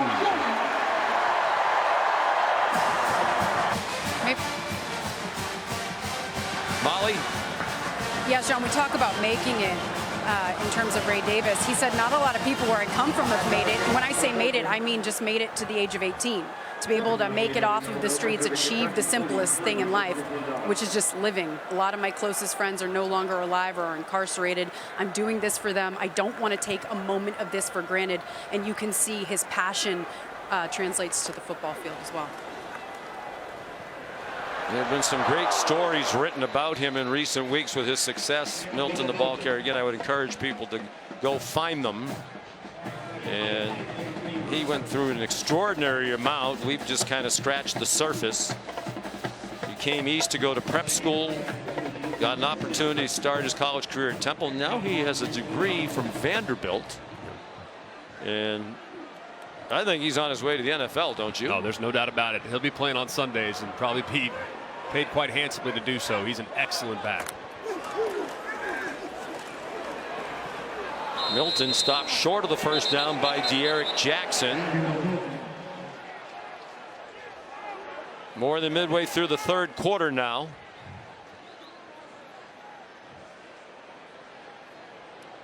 This drive, it's really been about Georgia. Just quarterback just threw an interception. Let's lean on the offensive line in the run game. They've been pretty quiet running the football tonight. Just 112 total yards, but Dejon Edwards has made the most of his opportunities, over 7 yards a carry. Third down and very short. And Beck has the first down. I think we're seeing these last few weeks, Rick, what their formula is going to be on offense. Mike Bobo said it to us yesterday. We're going to be a team that has to lean heavily on the pass. And it's pretty good spot to be at when your quarterback's playing as well as he is. Obviously, excluding the interception on the last possession, he's been for the most part flawless tonight. And these receivers, a group that they had high expectations for coming into the year, they're really starting to materialize some of those expectations and productivity. Ra Thomas and Dominic Lovett were the best receiver on another SEC team last year, and they still have this guy. The tight end hasn't won the Heisman Trophy since 1949 when Leon Hart of Notre Dame did it. If this guy isn't at least in the top 10, it's a disgrace. It is. I mean, it's just, he's absolutely ridiculous. I mean, if he's not in the top 3, it's almost a disgrace. I mean, it really is. The guy is just ridiculous and can take over the game at a moment's notice. You see right there the yards after catch again. Those are the total yards in the last 3 games. 111 and counting tonight.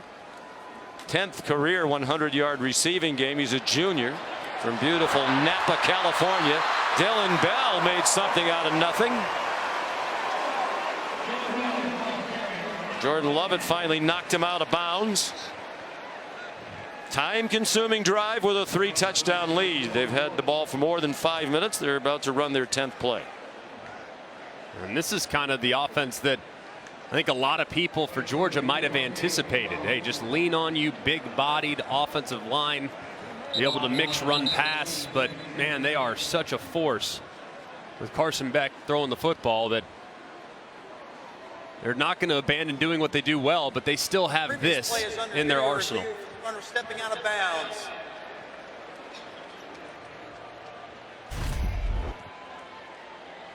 Let's see if Bell stepped out earlier in the journey. Yeah, he's clearly out. Hard to imagine how that official right there missed that. It's their Stanley Cup banner.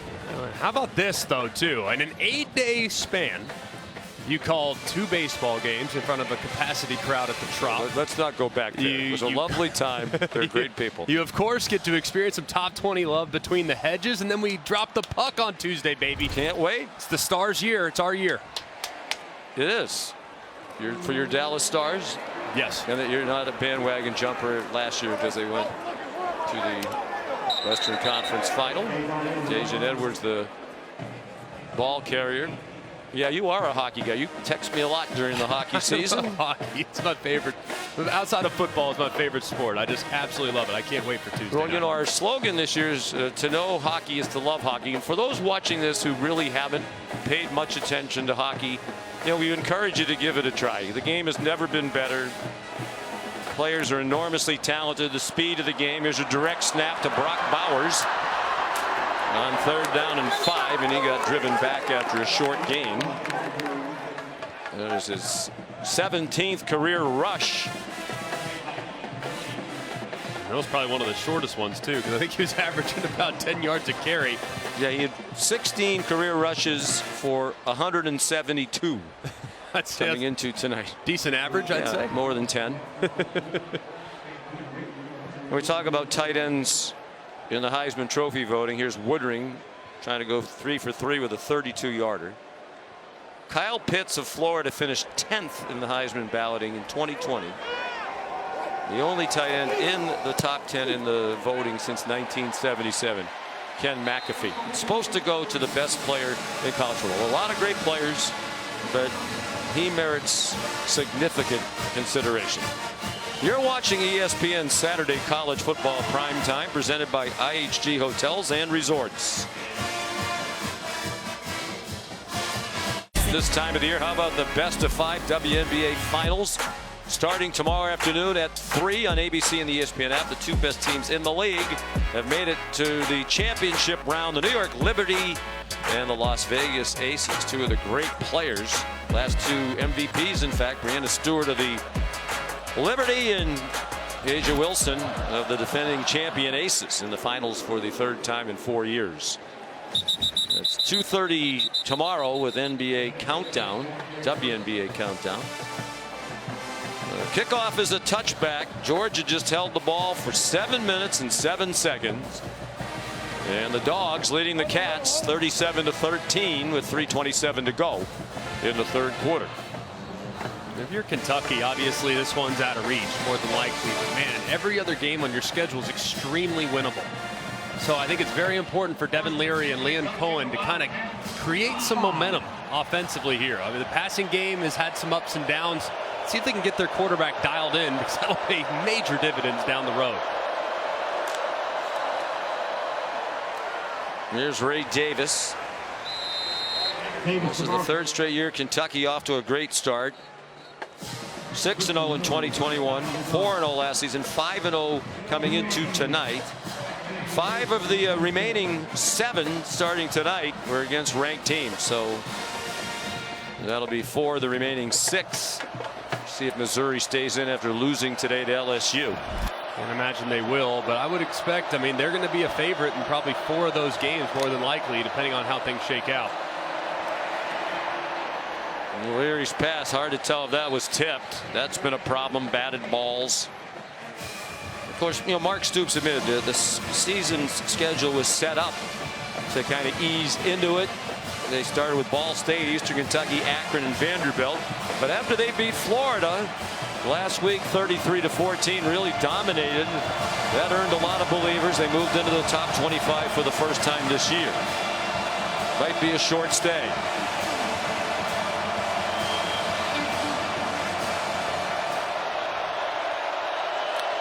This sellout crowd still fully engaged. 69 straight sellouts, and they love it. Jamon Dumas-Johnson with his 2nd sack.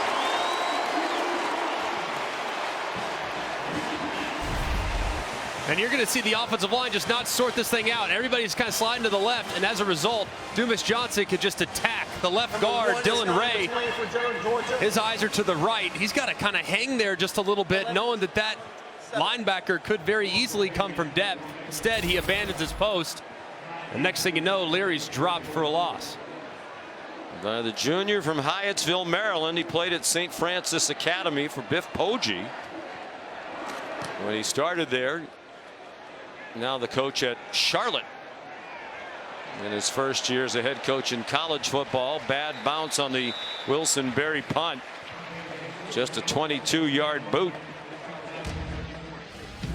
Well, Georgia, the long string of dominance, the school record 22 wins and counting. They've been national champions now for 635 days. They've been #1 in the AP poll for almost a full year now. They weren't #1 at the beginning of last season, even though they were the defending champs. They moved to #1 and stayed there. Chicago 11 is awake a few minutes ago. Boom was taking a nap.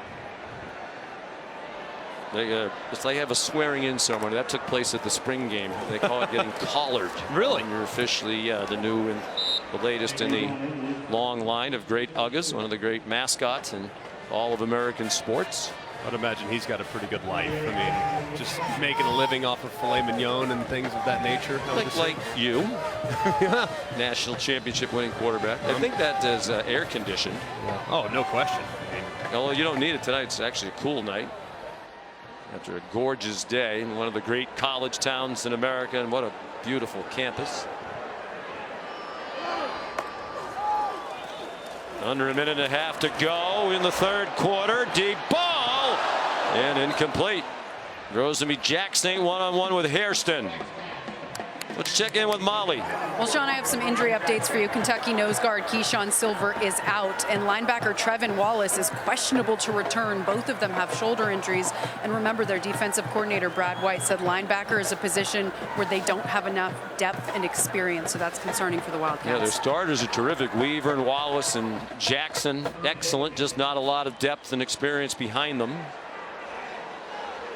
They are just not very deep, too, so any injuries to frontline players is a significant issue.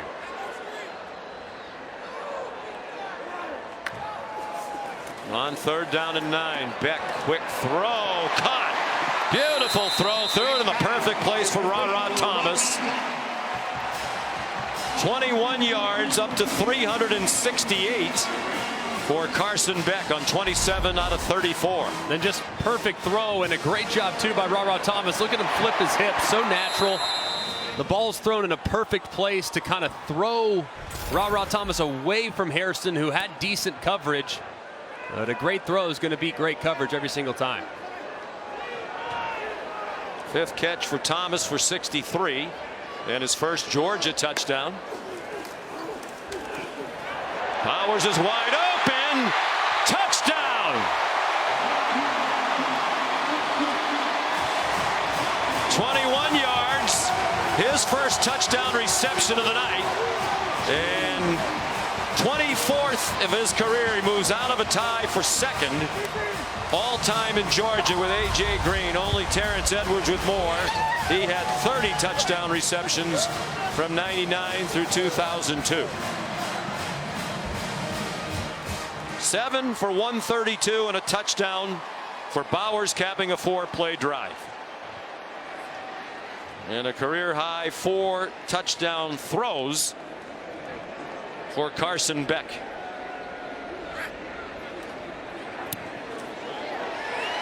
Hayden Woodring the extra point.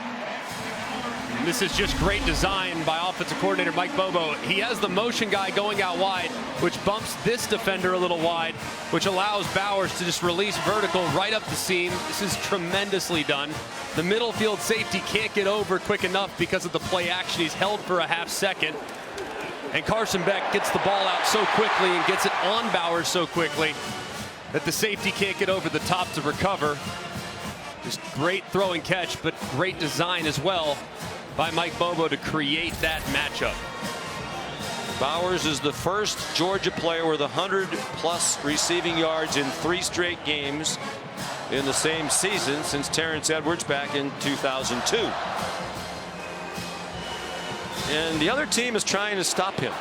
You know, most of their focus is on taking him away, or much of it anyway. Which is why you have to be so creative as an offensive coordinator to get the looks that you want, to be able to get him to the space in the zone where he can potentially exploit it. And like I said a moment ago, that was really nicely designed to bump that secondary defender out wide and hit him on the seam.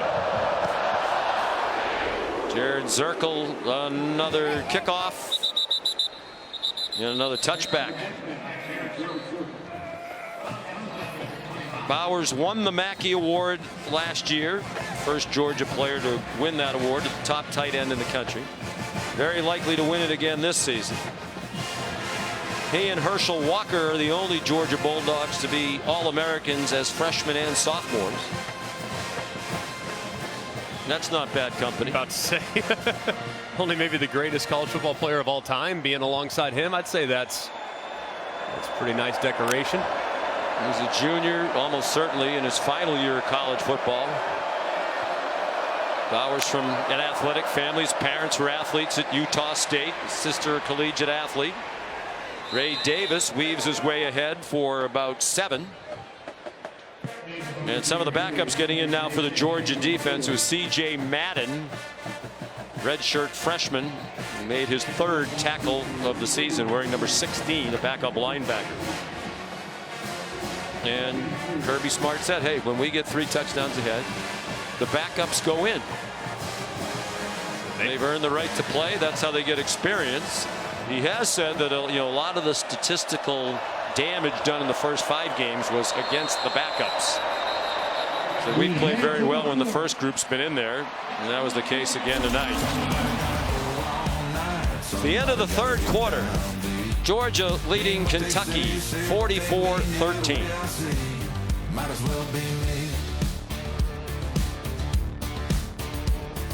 I don't know the numbers, but he's got great composure. He's in good rhythm. When he's in good rhythm, he's pretty good. But the running game has helped him. Will we see him at all in the fourth quarter? Who? Will we see Carson Beck in the fourth quarter? We haven't talked about it yet. We're talking about defense right now. All right, thanks, Coach. Thank you. Well, the running game has helped a little. 119 yards rushing. Just enough to help the passing game. Ray Davis, the ball carrier, on 2nd and 2 as the fourth quarter begins. And he got 3. Tackled by Tyke Smith. Brock Vandegrift and Gunnar Stockton are the backup quarterbacks. And both have seen action already this season. There was a hotly contested quarterback contest throughout the spring, but Carson Beck, with an elite spring game, kind of distanced himself from the field. But man, you want to talk about quarterback depth? They have plenty of it here at Georgia. Devin Leary batted down. Well played. Xavier Sorey. Intended for Kamari Anderson.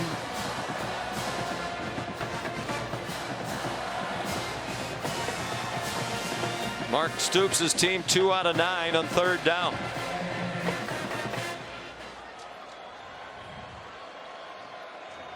Hard to believe he's already the 2nd longest tenured head coach in the SEC in his 11th year, behind only Nick Saban. And Stoops, the 8th longest tenured coach in his current position in the country. Ray Davis, the ball carrier. Obviously, Mark Stoops has done an amazing job. As you see, some of the longest tenured coaches, Kurt Ferentz, my goodness, quarter century, Kyle Whittingham and Mike Gundy. Mark Stoops slowly rising up that list, and what a job he's done here at Kentucky, turning them into a consistent winner and a perennial thorn in the side of some of the best teams in the conference. Trying to take the next step from good to great. 2 10-win seasons in the last 6 years. They were 10-3 in both 2018 and 2021. And that one's dropped by Tavion Robinson. It'll be 4th down and 8, and the punting team will come on. Georgia has not punted tonight. For 11 is now number 27 for Georgia. The same cannot be said of Wilson Berry.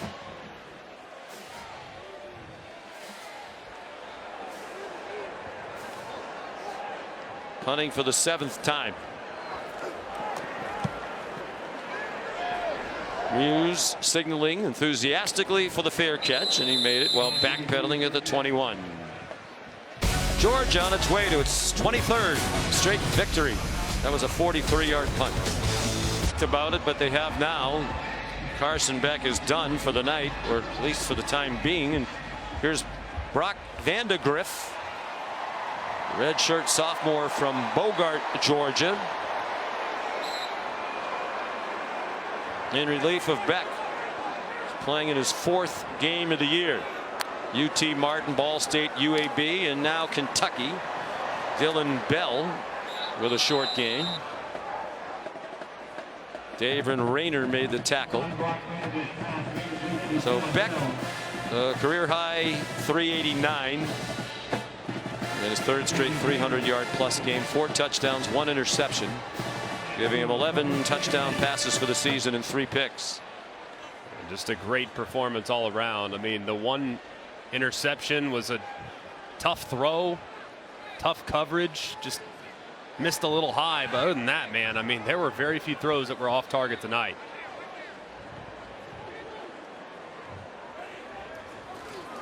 Vandegrift, the handoff looked like it was juggled for a moment by Muse. Good night for Carson Beck. Terrific night, in fact. About as good as you could possibly ask for. I mean, you start the game beautifully, complete your first 10 passes, including this one on the nice touch throw to Rosemy Jack Saint. And then on Ra-Ra Thomas in the front left corner. Continue to pour it on, finding Delp off play action, and then put a bow on it. Brock Bowers finding the end zone yet again on a really nice throw and a great design.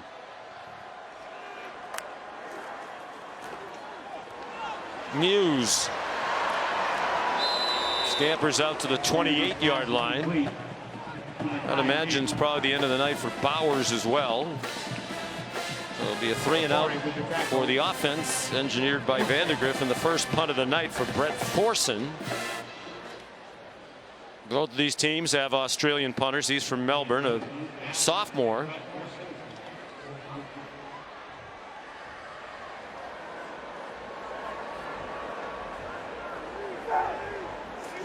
Second year as a starter.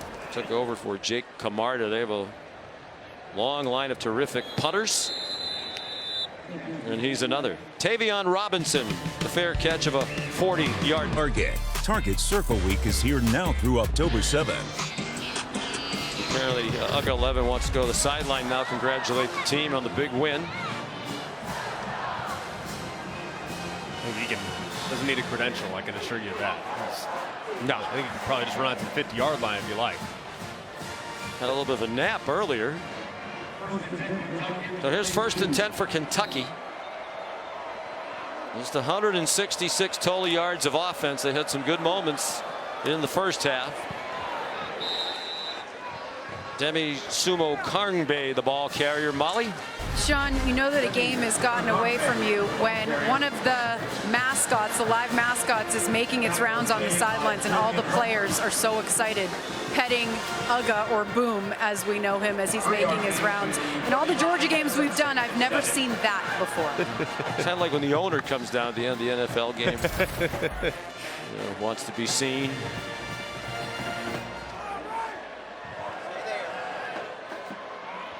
I did the game in 1996 when at Auburn, when Uga tried to lunge. Yeah, lunged at one of the Auburn players. Oh, I've seen that picture a million times. You did that game? I did that game for CBS, and I was talking about yesterday. Jim Donnan was the coach at Georgia, Hall of Fame, college football Hall of Famer, one of the all-time great guys. And I believe that was the first overtime game in SEC history. And Mike Bobo, now the offensive coordinator, played in that game. Was he the quarterback? Yeah, I think he had been benched. Holding, offense, number 75, 10-yard penalty, 2nd down. We won't talk about it. Yeah, but I mean, we won't bring it up anymore. No, there was so much to that game. That was the first time I ever saw a Coach Donnan, cover his mouth with the play sheet. And he told us that he had been tipped off that Auburn, brother Bill Oliver, the legendary defense coordinator, they had, a bunch of guys up in the press box with binoculars trying to read the lips and get the play calls. Yeah. So, Jim was the first coach I ever saw do that, and now obviously they all do it. That's wild. Jim Donnan still very close to the program, lives here in Athens. He's very close to Kirby Smart and Mike Bobo, both of whom played for him. What a great resource he is for this outstanding coach and his staff. He also does a watch along on, I believe, on YouTube. So people are watching the game with Coach Donnan and getting his insights. Jalen Walker in on the sack. Raylan Wilson also there, true freshman, getting some playing time. It's the 3rd Bulldog sack. This is so difficult as you see the left guard trying to pull out, take advantage of the edge presence of Walker, and he just doesn't have a chance. Walker beats him quickly with speed around the edge.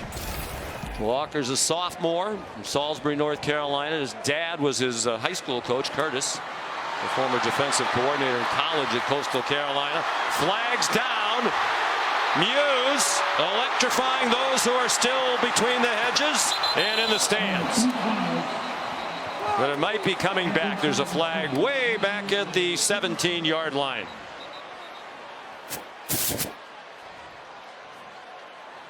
57-yard punt, 64-yard return that might get wiped out.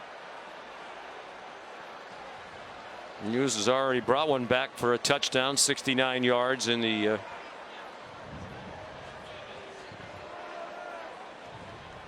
early season against Ball State. During the return, illegal block in the bag. Return team, number 27. Half the distance to the goal. First down.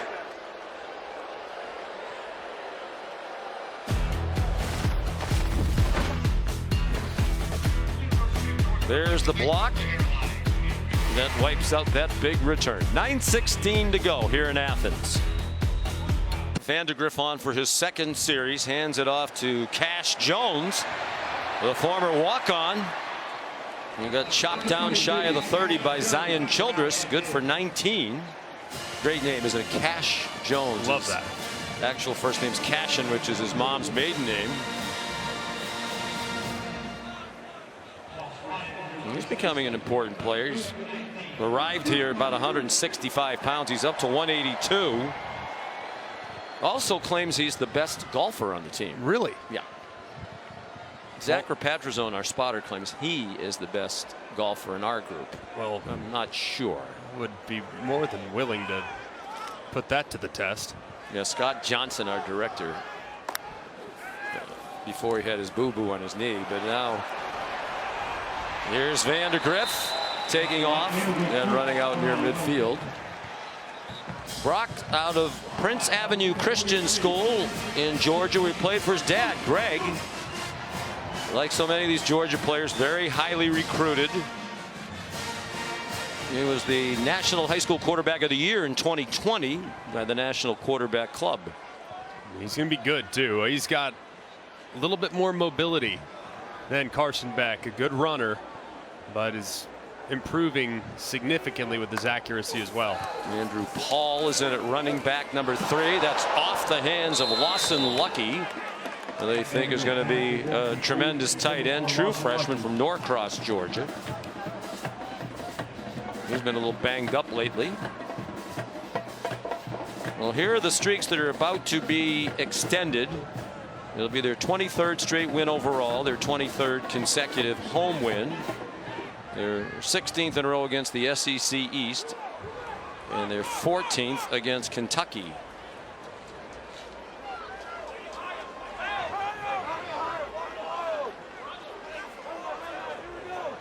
Their last loss in any game was in the SEC championship game December of 2021 to Alabama. So they started the winning streak. That's Andrew Paul, the redshirt freshman from Dallas. They started the winning streak in the 2021 college football playoff semifinal against Michigan in the Orange Bowl. And that 22-game winning streak is the school record. It'll be 23. I know it kind of gets taken for granted because of how good they are, but to win 23 consecutive games against some of the teams that they've played is just absolutely ridiculous. And it'll be the 4th longest winning streak ever by an SEC team, tying Tennessee from back in the late 30s. We got some intel on that team from our statistician Mike Swanson, who worked some of those Vols games in the late 30s. The longest winning streak ever by any SEC team is Alabama. 28 in a row. They did it twice in the late 70s and again in the early 90s. These records could easily be broken by this juggernaut. This will be their 22nd straight regular season SEC win. Dating back to 2020.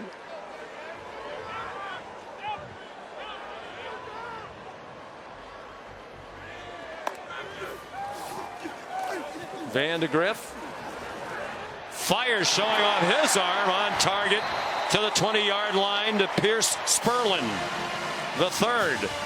Another tight end. They seem to have an abundance of talented tight ends. 25 yards. And that was a nice throw there by Vandegrift.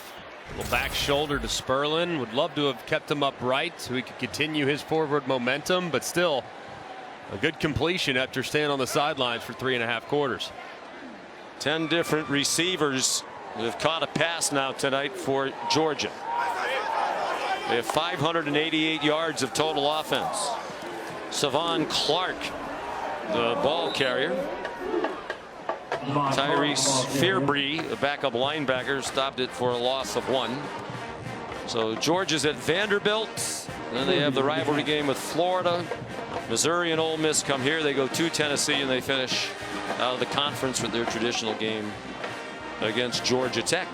And obviously that Missouri game is one that's likely to be circled, knowing just how close that one was last year. Now having the opportunity for some revenge. Florida feels like they're coming back to earth the last couple weeks, even though they had a nice win today. And Tennessee, they're a real big question mark right now. I'm just not really sure how to feel about them at the moment. Vandegrift wants Lucky to block for him. He got chopped down right at the first down marker by Ty Bryant, a true freshman out of Lexington. His dad played at Kentucky. Cisco Bryant, a good wide receiver for Jerry Claiborne back in the 80s. That right there is a big hit. A good teachable moment for Brock Vandegrift, man. If you're going to go out of bounds, go out of bounds. Don't try to tightrope the sideline when there's an SEC defender just waiting to knock you out. 32 first downs for Georgia to 11 for Kentucky. First and goal, and Paul dragged down for no gain. Andrew Paul on the carry. So this will be 33 straight regular season wins for Georgia. That started in 2020. Their last regular season loss was to Florida, November 7th of 2020 in Jacksonville, 44-28. It was also their last regular season SEC loss. With this win, they'll be 35-1 overall in their last 36 games. The premier program in college football without a doubt. Vandegrift, juggling attempt by Anthony Evans III. Looks like they're going to give him the catch with Ty Bryant there. Tonight on the SEC Network, the Football Final Crew will take you through the biggest stories of the day. Break down all the games immediately after the Arkansas Ole Miss matchup over in the SEC Network and the ESPN app.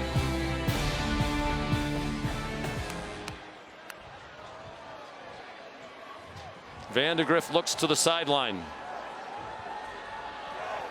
Got into 3 games last year. And got a couple of series back in 2021 against Charleston Southern. All kinds of time, and he nearly threw an interception. David Rayner frustrated he couldn't take that in. He's another transfer for Kentucky from Northern Illinois.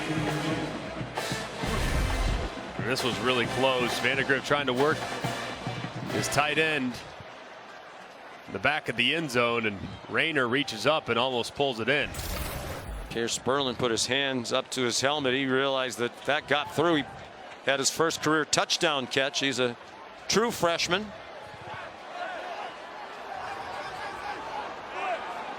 Fourth and goal. They're going for it from the 8. Vandegrift's 4 out of 6 for 39 since coming in for Beck. Andrew Paul to the pylon. Touchdown.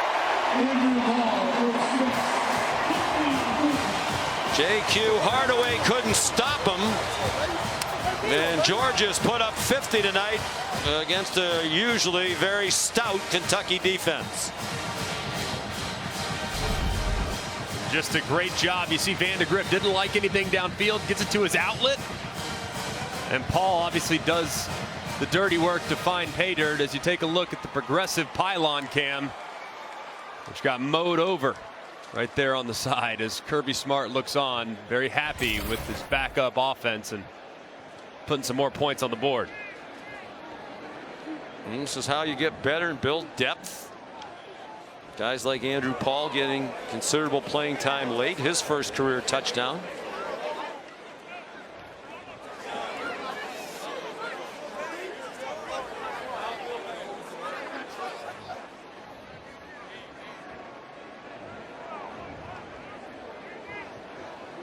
And Woodring on for the extra point.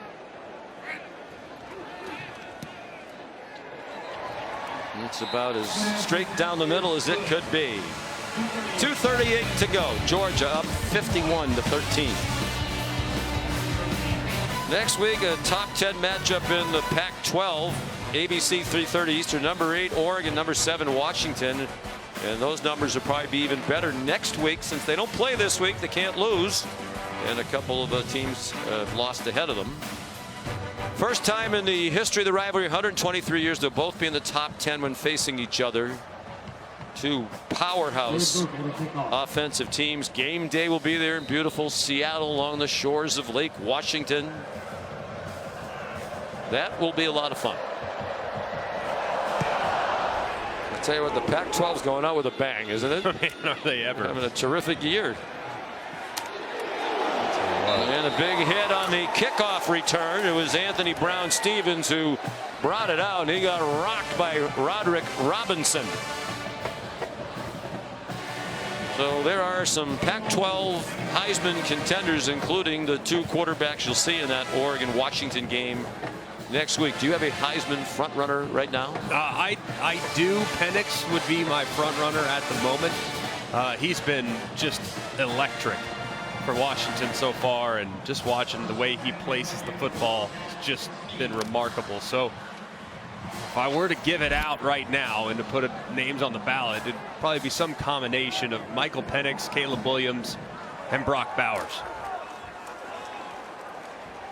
Jaton McClain, the ball carrier. Kyer Sharon is on at quarterback. Terrell Foster made the tackle. Both coaches emptying the benches here for the most part as we approach 2:15 to go. And there's still more action tonight. You saw Caleb Williams, the reigning Heisman Trophy winner, 21 touchdowns, 1 interception. Yeah. USC in the top 10 along with Oregon and Washington. They're taking on an improving Arizona team coming up shortly. Jaton McClain again. Ray Davis done for the night. 15 for 59 for Davis after his 280 last week, which was 19 yards shy of the single game school record for Kentucky. Obviously, Kentucky's got a lot of football left this season, and Ray Davis, I think, is going to be a huge part of their continued upward trajectory, man. I mean, these teams, obviously, they've cracked double-digit wins a few times. They can possibly get there this year as well if he continues playing the way he's playing. They have been totally dominated in this rivalry. To the 77th meeting. Timeout, Kentucky. They're first in the half. Georgia will now have a 63-12-2 all-time advantage with 14 straight wins. So Georgia's winning streak right now in this rivalry of 14 is more wins than Kentucky's had in the history of the rivalry all time. Yeah, I mean, it's a tough matchup for Kentucky. I mean, to be honest with you, they're kind of built in the same framework as Georgia, a team that just wants to absolutely beat you up, deliver body blow after body blow after body blow. So to out Georgia is a very difficult thing to do. They had plenty of opportunities early, though, to make it interesting and to apply some pressure, and they just can't have self-inflicted mistakes. I mean, that was really the storyline of the first half and why this thing got totally out of hand. Trying to avoid what happened last year when they started 4-0, went to Ole Miss and lost, wound up 7-6. With Will Levis at quarterback, who was a second-round draft pick. They lost to Iowa in the Music City Bowl last year. I don't think that's going to happen. I think the offensive line is better. I mean, they had an excellent running back last year, Chris Rodriguez, who's in the NFL with Washington. But Davis might be even better. The schedule is tougher, though, in fairness. I mean, obviously getting Alabama out of the West is really difficult naturally as one of your crossovers. Tennessee's pretty good. Louisville looking like they're en route to becoming 6-0. So it's a very difficult schedule. Saw Kamari Anderson on the ground.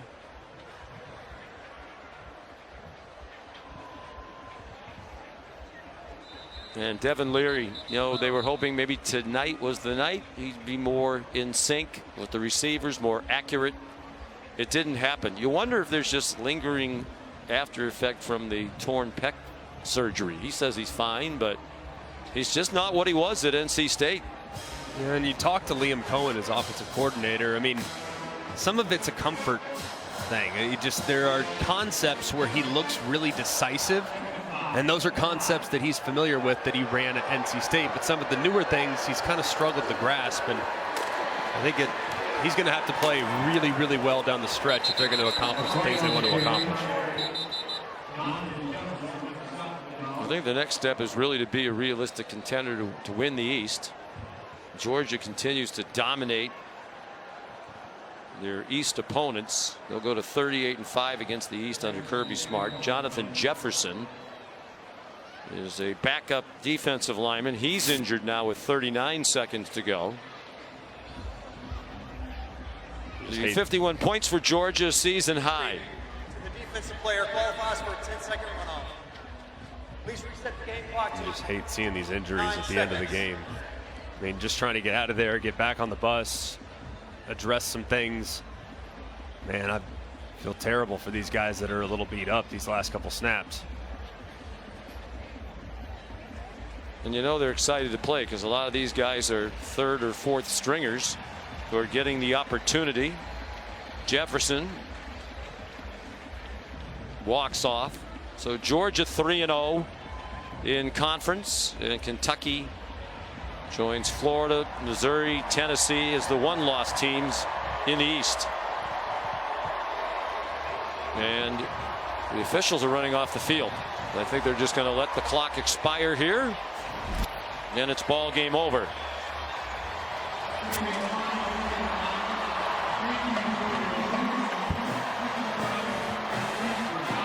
So the records continue. 23 straight wins, the school record. 23 straight regular season wins. Also the school record.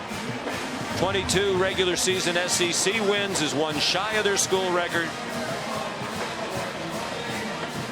And they've now won 23 straight at home. One shy of the record set by the great Herschel Walker teams back in the early 80s.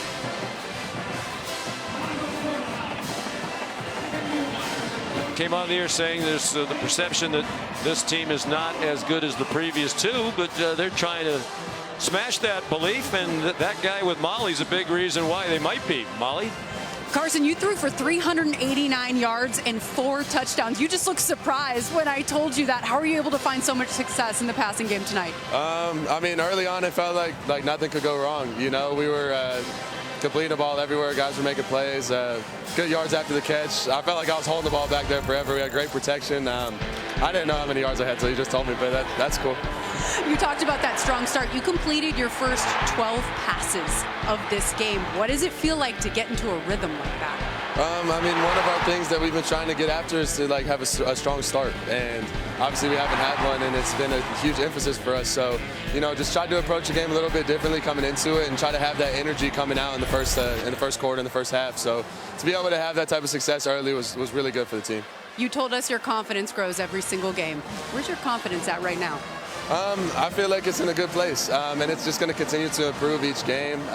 Obviously, we'll go back and watch the film. Obviously, nothing's perfect. I had to pick too, so just go back, learn, and then continue to improve each game.